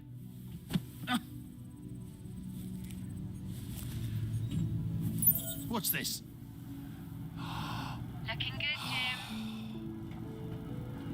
How old are you in this? Now go pose for a picture with your hero, Jack. Wow.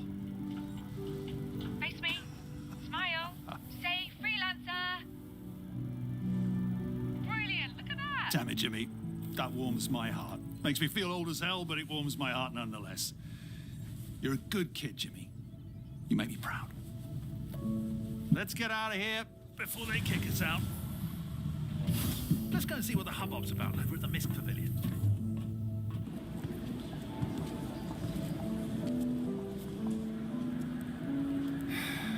Dare to fly. I think I still need to do some serious soul searching, Jimmy.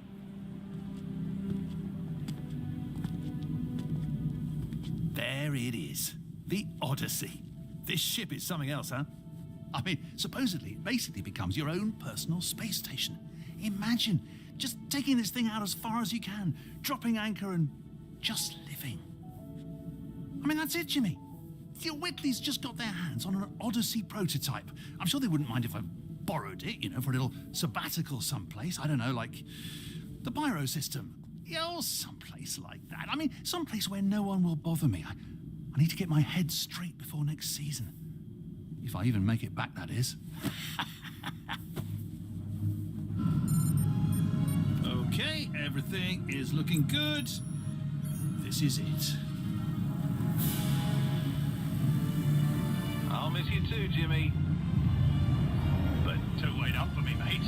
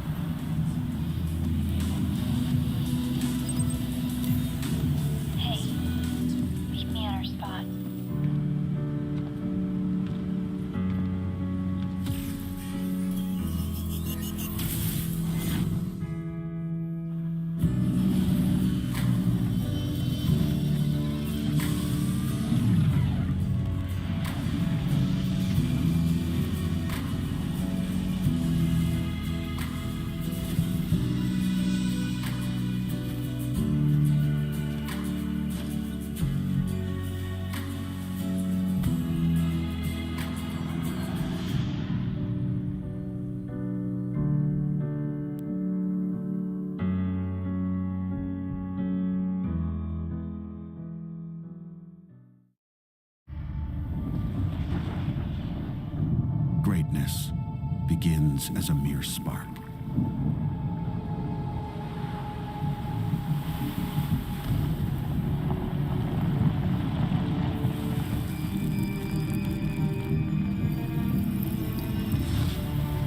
Forged in conflict.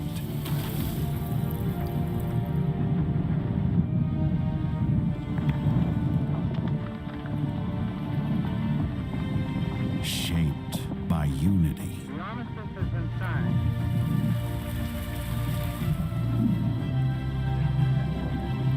Ready to go, Zeus 1?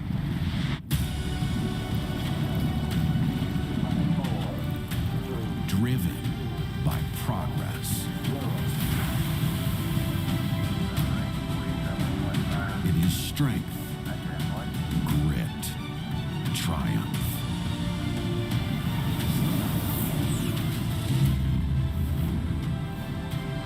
That greatness is in all of us.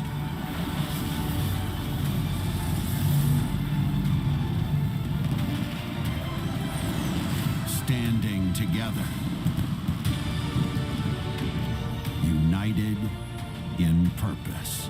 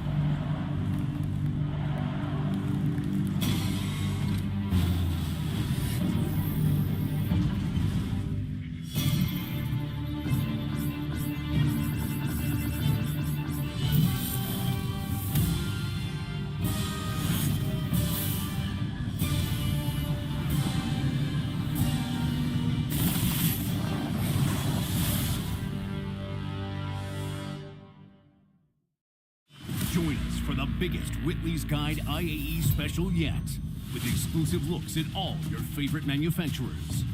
Drake CEO Andon Arden. Plus, surprises and announcements you won't want to miss. We'll see you there.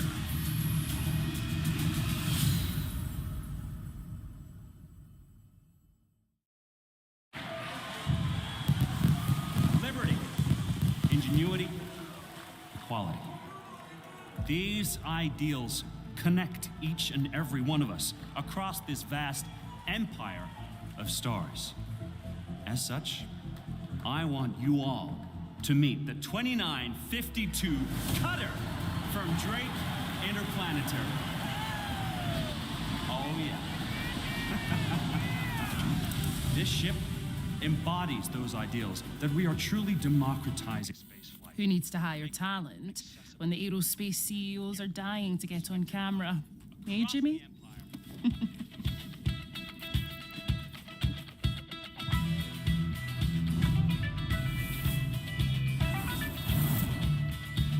It's all about the hard-working people of the UEE. That's why we're excited to sponsor the Intergalactic Aerospace Expo 2952. See you in STEM.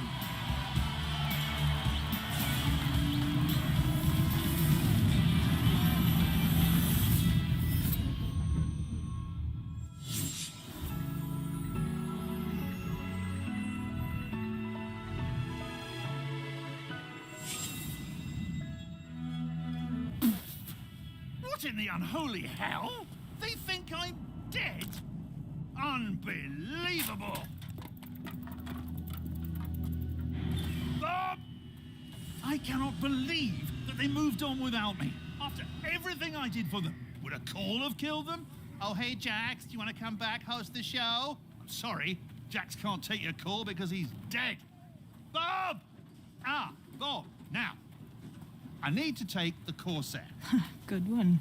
Now, I came out here to get inspired, and I've just been hanging around, tending to my garden, and pillaging and plundering with you lot. Are you talking to me? You don't understand, Bob. My bosses have killed me off screen. Yeah, I've got to get back to Stanton. Is this ship flight ready? Whoa! Whoa, Jax! But you can't have my ship. Oh, come on, Bob, you owe me. You stole my Odyssey right when I got to Pyro. But you stole it back. And crashed it. And crashed it. Well, fair point. Did the boys already chop that new Drake cutter? No, I told you I'm keeping that one. I kind of like it. Handle's nice. Bob, please. No. But it's just sitting there. You know what, Jax? Fine. If it'll keep you out of trouble for a while, you can borrow the cutter. Thank you, Bob. I said borrow. Thanks, Bob. Jax! Bye. Don't fly angry! Right. Are we on? Okay, right. Jax McCleary here. Obviously, I'm not dead. Just thought you should know. Looks like we're going back to Stanton. Here we go! Okay. Throttle's over here. Interesting. That does make a little bit more sense. Okay. Here we go.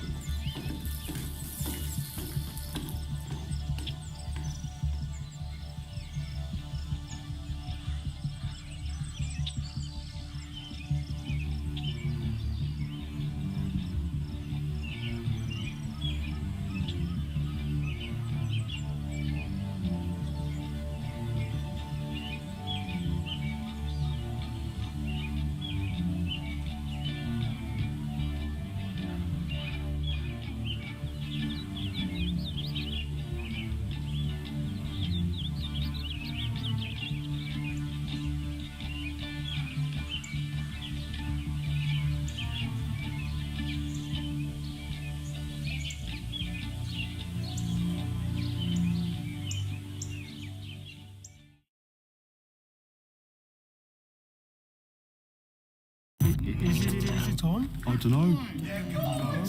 It was right where he said it was! And to think, we tracked your little Drake ship here to kill you!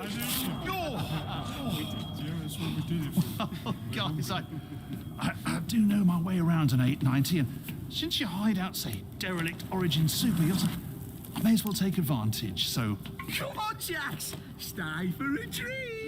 It's kind of you, really. It is kind, but I've got to get back to Stanton, so I'll just say bye-bye. We'd love to have you for dinner. What did I say? Whoa, no need to resort to fisticuffs to decide whose Aegis ship is the better. No, for crying out loud! Go get in your damn ships. Come on. Let's take it to the tarmac, shall we? All right then, friends. Gladius versus Saber. Let's settle this thing once and for all, sans violence. I mean, I used to do this kind of thing on my show all the time. Are they ready? Sounds good. See, we've arranged a tower of barrels for each ship to blast. Each ship has the standard factory loadout. So let's see how that Gellington Mantis GT220... Oh!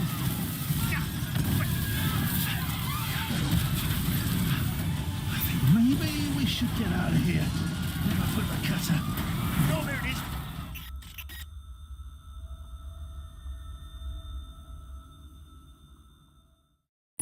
It finally happened. I got hit with one of those famous pyro solar flares, and the cutter has frankly, well, not been herself. But by good fortune of the Banu god of backwaters, I found this marketplace. Ah, my good man. Do you happen to have a power coupling for a... Ooh. Are those Vandal parts? Now, tell me, are those Esperia replicas, or, are they the real deal? You like to walk on the wild side, man? I can dig it. I can assure you, these parts... Whoa. Are you recording this, man? Oh, no, it's not what you think. Whoa, not cool, man. Whoa, not cool. But I'm super cool. It's okay, I'm cool. I am cool. No, it's all wrong. Well, the RSI Galaxy prototype didn't show, and now the piece is a mess. Well, figure out how to punch this up while I go prep the amble segment. Oh, come on, Jimmy, you're supposed to be good at this.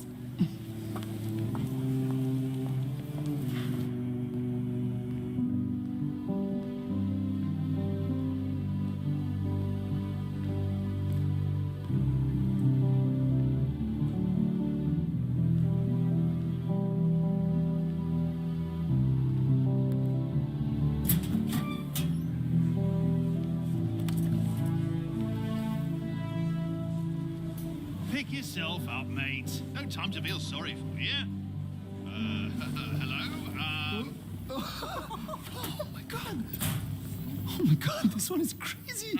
He's poking him with this... Still alive! Oh, there's one of those new Anvil C8R ambulance snubs I've heard about. Oh, hey, Jimmy. Hey. Wait, you've been watching these videos, right? Oh, this one's crazy. Oh, seriously? Oh, it's great stuff. Jax has been beaming it from Pyro. What? Well, we'll have you back out there, patched up and saving lives as soon as we possibly can. If I can work out how to use this built-in med bed. Jimmy? Where did he go? Now, a local homesteader has kindly agreed to provide me with the parts I need for the cutter on the condition that I figure out what's wrong with his mole. Now, in my experience, these Argo beasts rarely break down, so it's anybody's guess what the issue is. Okay, let's see what we can see. Pretty good. Okay. All right. Okay. Almost got it. Oh!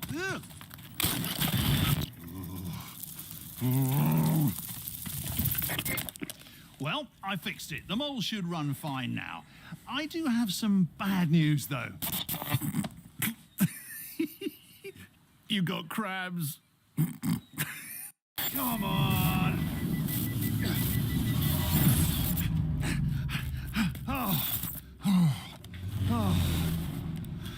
That was close.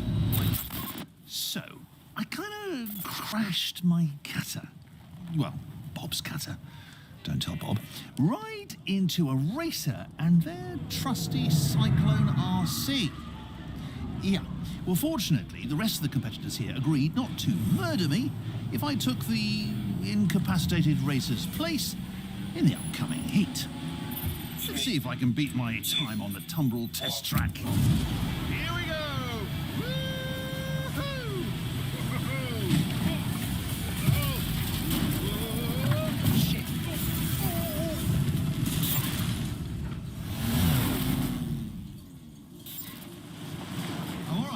I'm all right. Okay, nobody cares. So, with my cutter out of commission, I've stowed away in the extra-large hold of this MISC Freelancer Max. I should be through the Stanton jump point, and I've landed at a nearby rest stop. Ready? Freedom! No! No, no, no, no, no, no. No. No, I mean, this cannot be happening to me! Hey, you, where are you, man? Ruin Station. You mean I'm still in Pyro? This rate, I'll miss next year's IAE. So, folks, Ruin Station is about as big as it is creepy. Maybe we can find a ship to stow away on, and... Whoa. What is this? A new ship for RSI. Whoa. Oh, shit. You want how much for this thing? It's a damn prototype. Yeah, exactly. Ain't nobody else got one. Well, you throw a brand new coat of paint on this, and you'll be good. And the red's, my friend, squeaky clean. It's some kind of ambush or something. Oh, this is no ambush, right? That will be a rodent or something. Rodent? This place You is... think I'm stupid? Ah, no, you're smart. Very smart. This is a smart deal. Tell your man to stand down, or I'm gonna blow your goddamn head off. Hi there. Just looking for the bar. I think that's Jax McCleary. How you doing? Boys, we've been hacked. Kill him!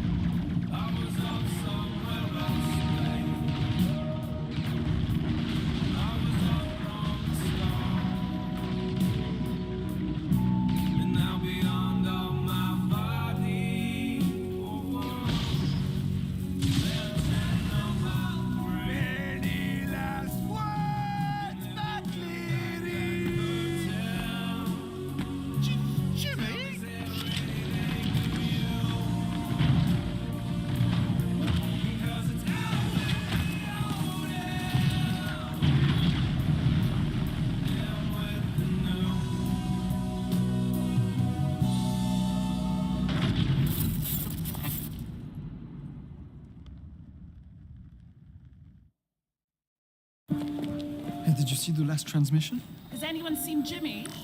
Where's Jimmy? It was wild. I thought Jax was done for. Is that McCleary? I'll tell you what, Jimmy. If you hadn't shown up when you did, I would have been dead. But if Bob and the crew hadn't swooped in, we'd both be ink spots on the ruined station pavement. I owe both of you big time. Don't mention it. Now strap in, boys. It's a long way to the jump point. We need to get a crew out there. Like an Apollo rescue team? or- No, a camera crew. Yeah, you're right. This is just the format change we need.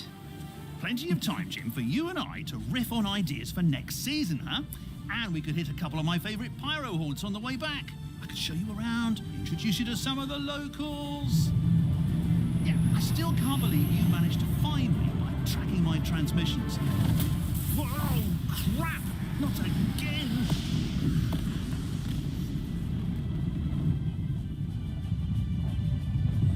Bob!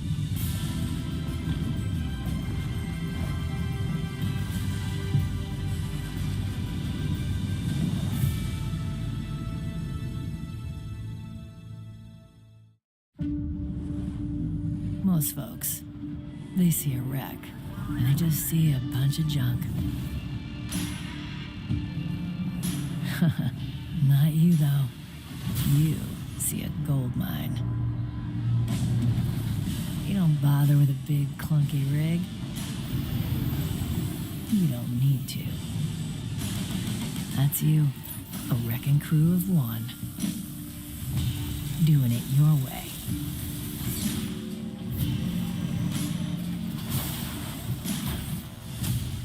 One crew's wreck is another pilot's riches.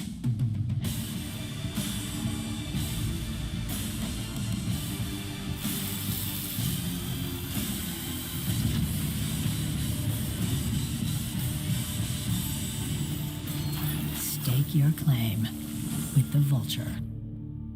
Only from Drake.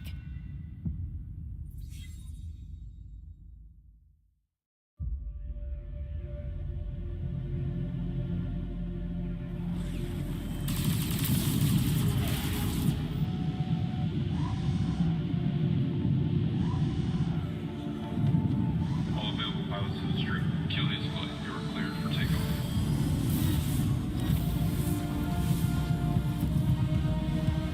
Julius flight. Engage burn in flight heading 110.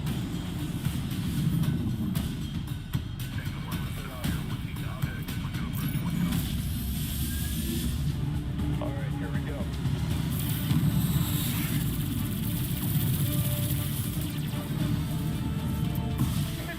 Launching countermeasures.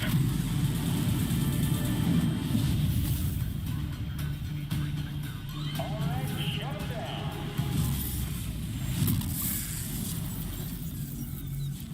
I've got a shot. Clear them out.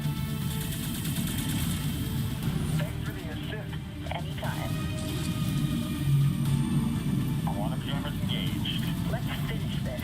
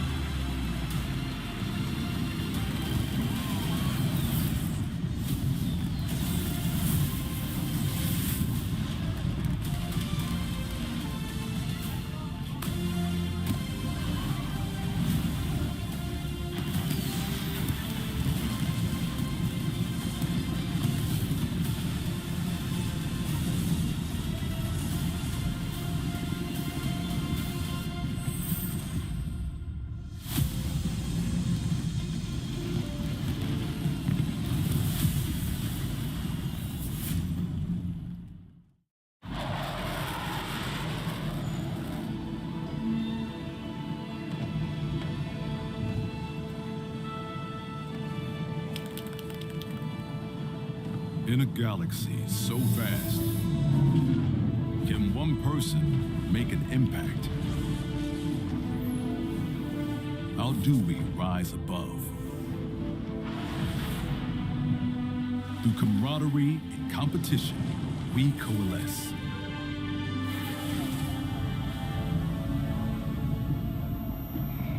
in our darkest hours, when all seems hopelessly lost, and in our proudest moments, we find in each other strength, hope, solidarity,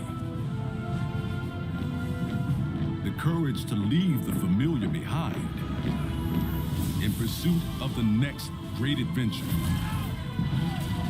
One person can make an impact, but together, we are capable of greatness.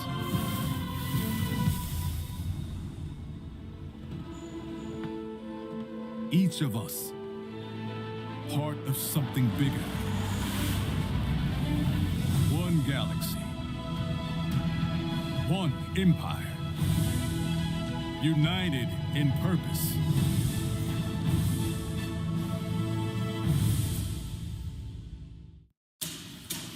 If you push something to its absolute limit, a body, a weapon, gravity itself, does it break, or does it break through? Power beyond expectation. Class-defying maneuverability. Transformative integration of Xi'an tech and design. A revelation in short-range combat.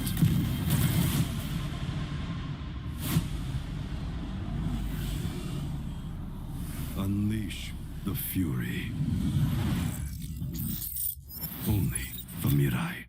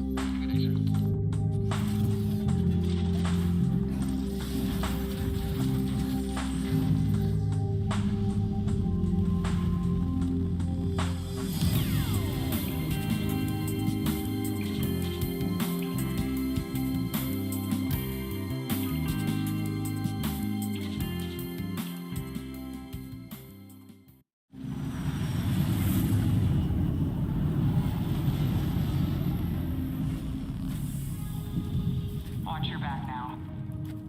He's close. He better be.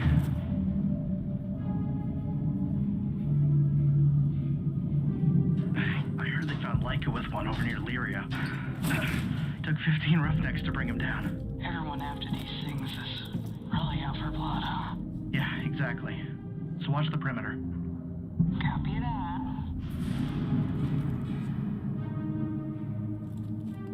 You sure this marker is accurate? Yeah, you should be right up on him in 3, 2... What the? Ow. You good? Is that? Holy shit! He has one.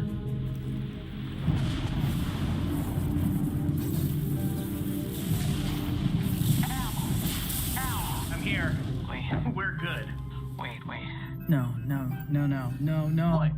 What's wrong? The marker. It's on you. What do you mean? Everyone knows! Get out of there! Now!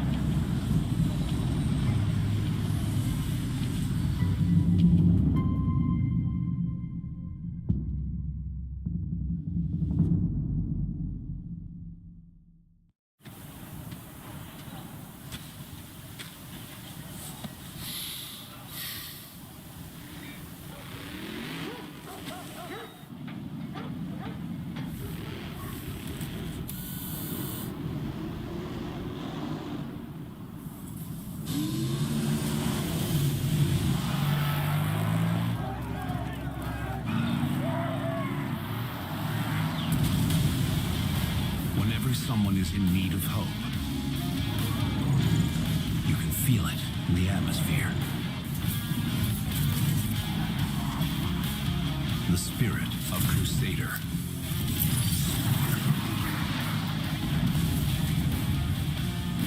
Keeping the universe safe and secure. Forge the future you want to see. The A1 spirit from Crusader Industries.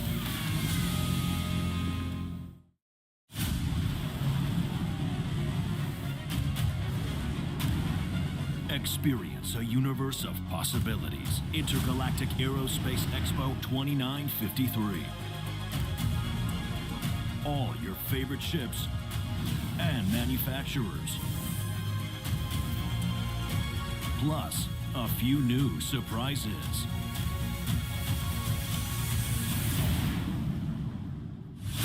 Touching down at Tobin Expo Center, November 17th.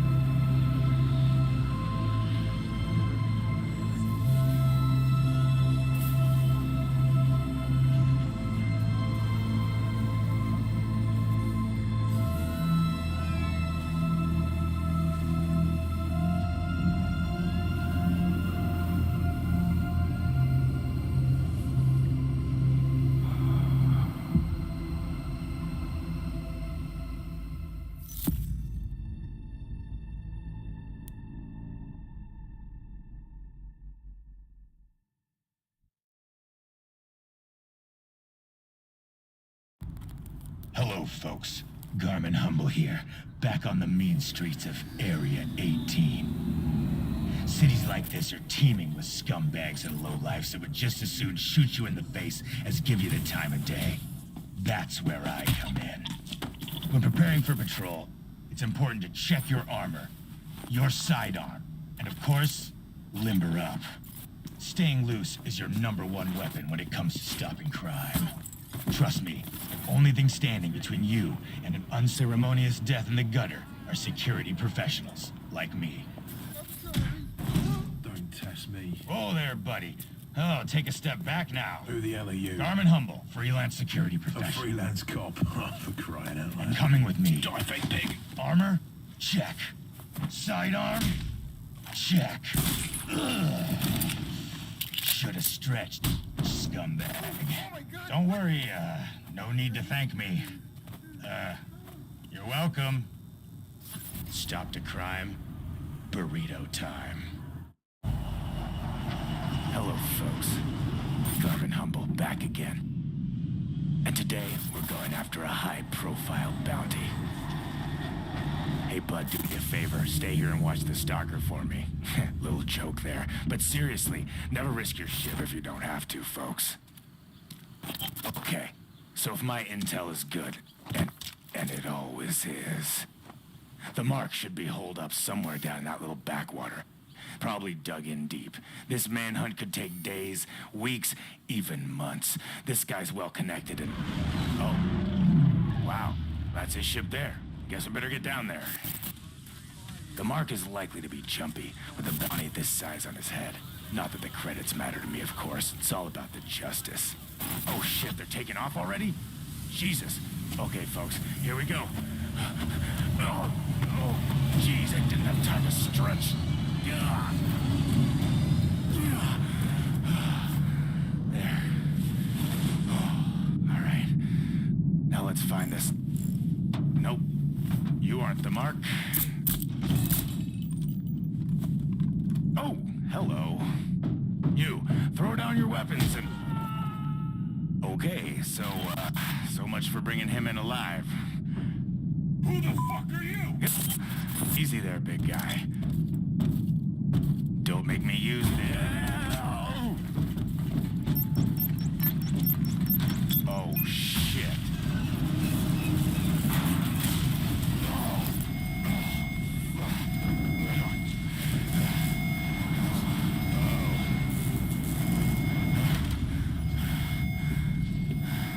Time to go. All right, here we go. I always wanted to do this. Hold on tight, folks.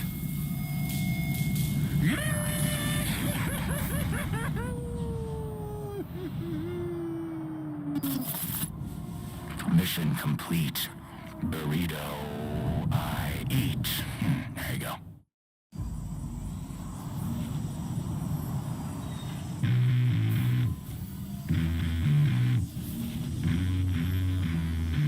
When you need to get it there.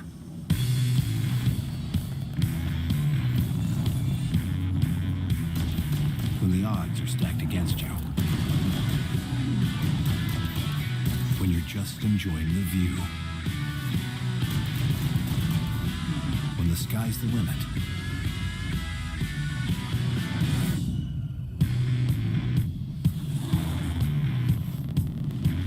When it's time to get to work. The spirit of Crusader.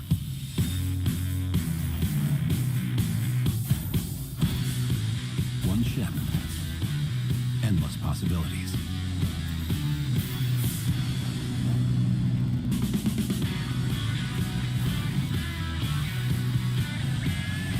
Introducing the C1 Spirit.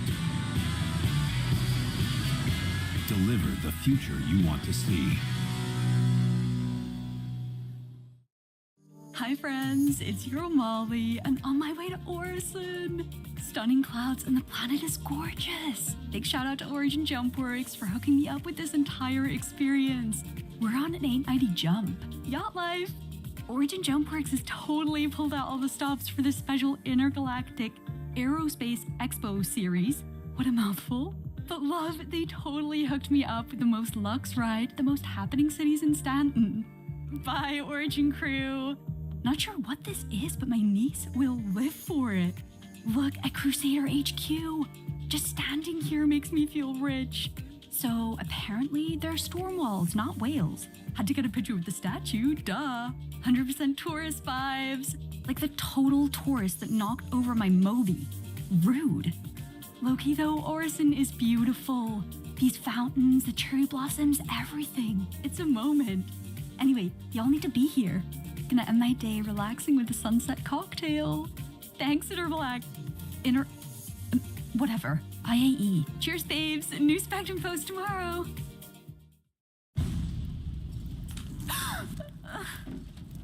Oh my god. What happened? My head. They must be like pirates. I'm gonna keep rolling, see what happens.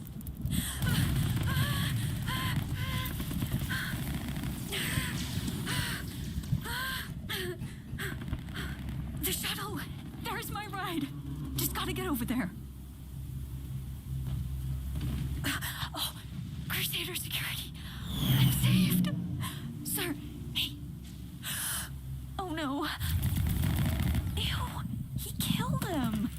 Okay, Molly, keep it together. You got this. Ew, is that blood? Oh my god, nasty. This is seriously super disturbing. So much property damage. Like, where is the shuttle? That looks like it could get me out of here. If I could just make it over there. Yeah, you go over there. That's right. Don't turn around, don't turn around. Here goes nothing.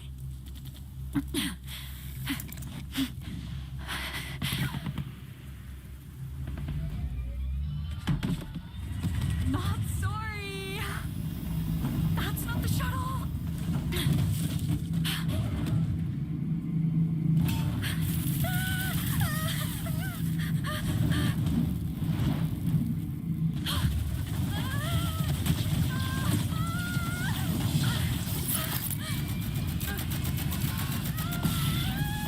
Well, friends, that was wild, right?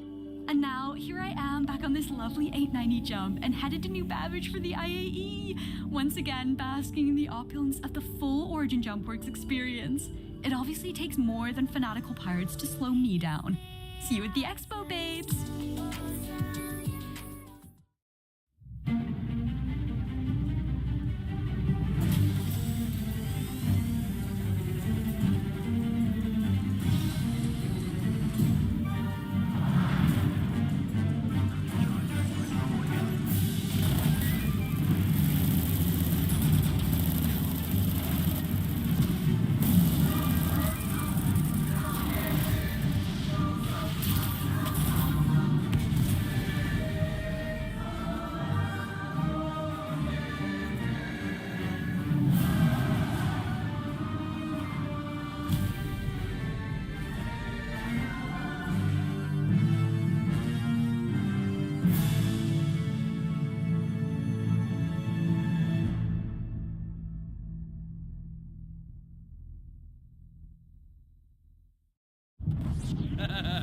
And needless to say, they never let me dock at that station again.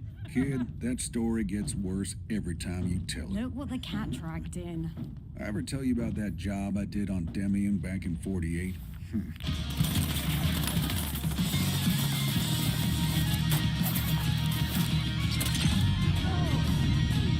Only about 1,000 times. But if you want to talk about danger, what about the time I hit the gap at Yada?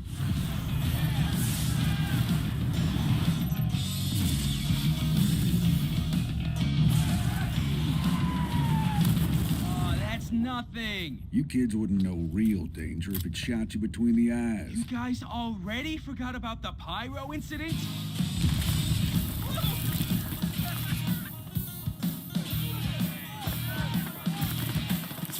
I cleaned up on that job. Yeah. You both got lucky. Maybe, but what about you, old-timer? You feeling lucky right now? Luck's got nothing to do with it. Guess we'll see. Yeehaw.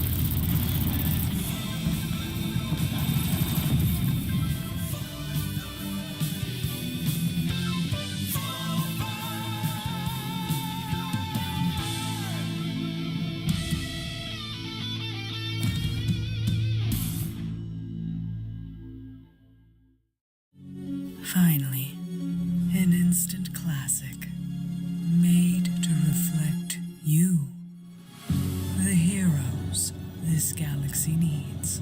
Persistent, eternal, sanitary. None other exists.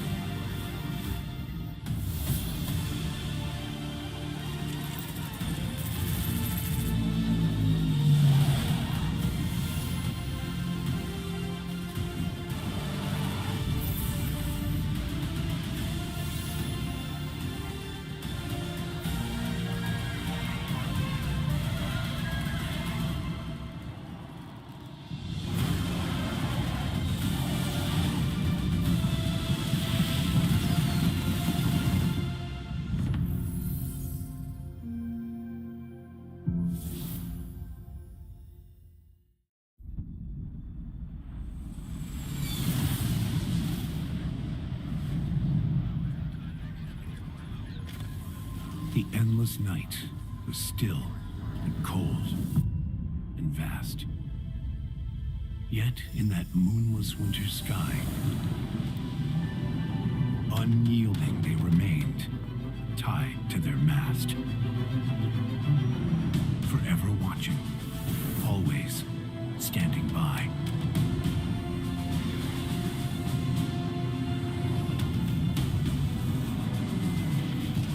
Neath crushing blows, they fought on in our name.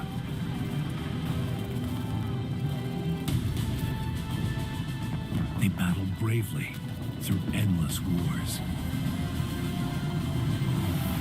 Our redemption, born of their bloody sacrifice, so that we might meet again on distant shores.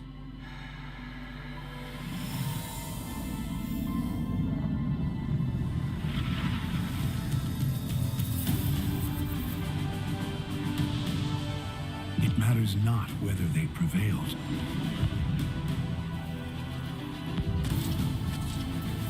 For them, the cost was greater than single victories. Side by side, unafraid to fail. Their courage a beacon to guide humanity. Together, we are one empire, united in purpose.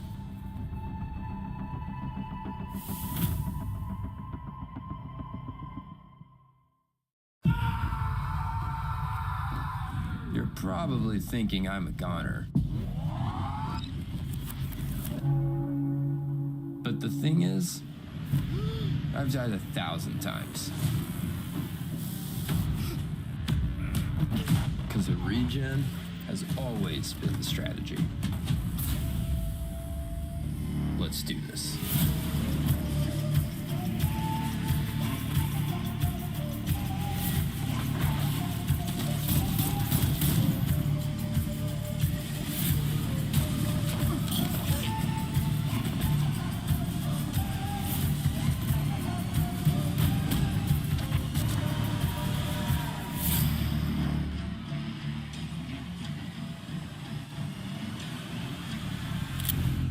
One more time.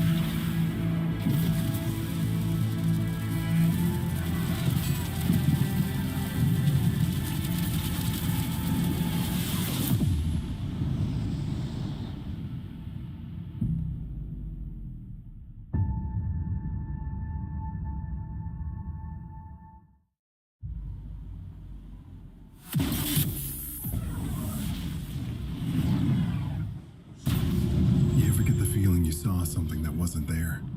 In the corner of your eye. A light dancing, just out of frame. Blink, hell, breathe, and you've missed it. There. Did you see it? Or was it just another trick of the light? Sometimes, if you're lucky enough, you might just catch lightning in a bottle.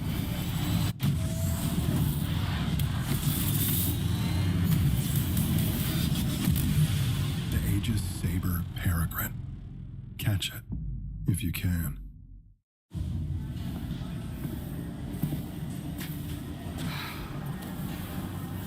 You need help with that? Yeah, right.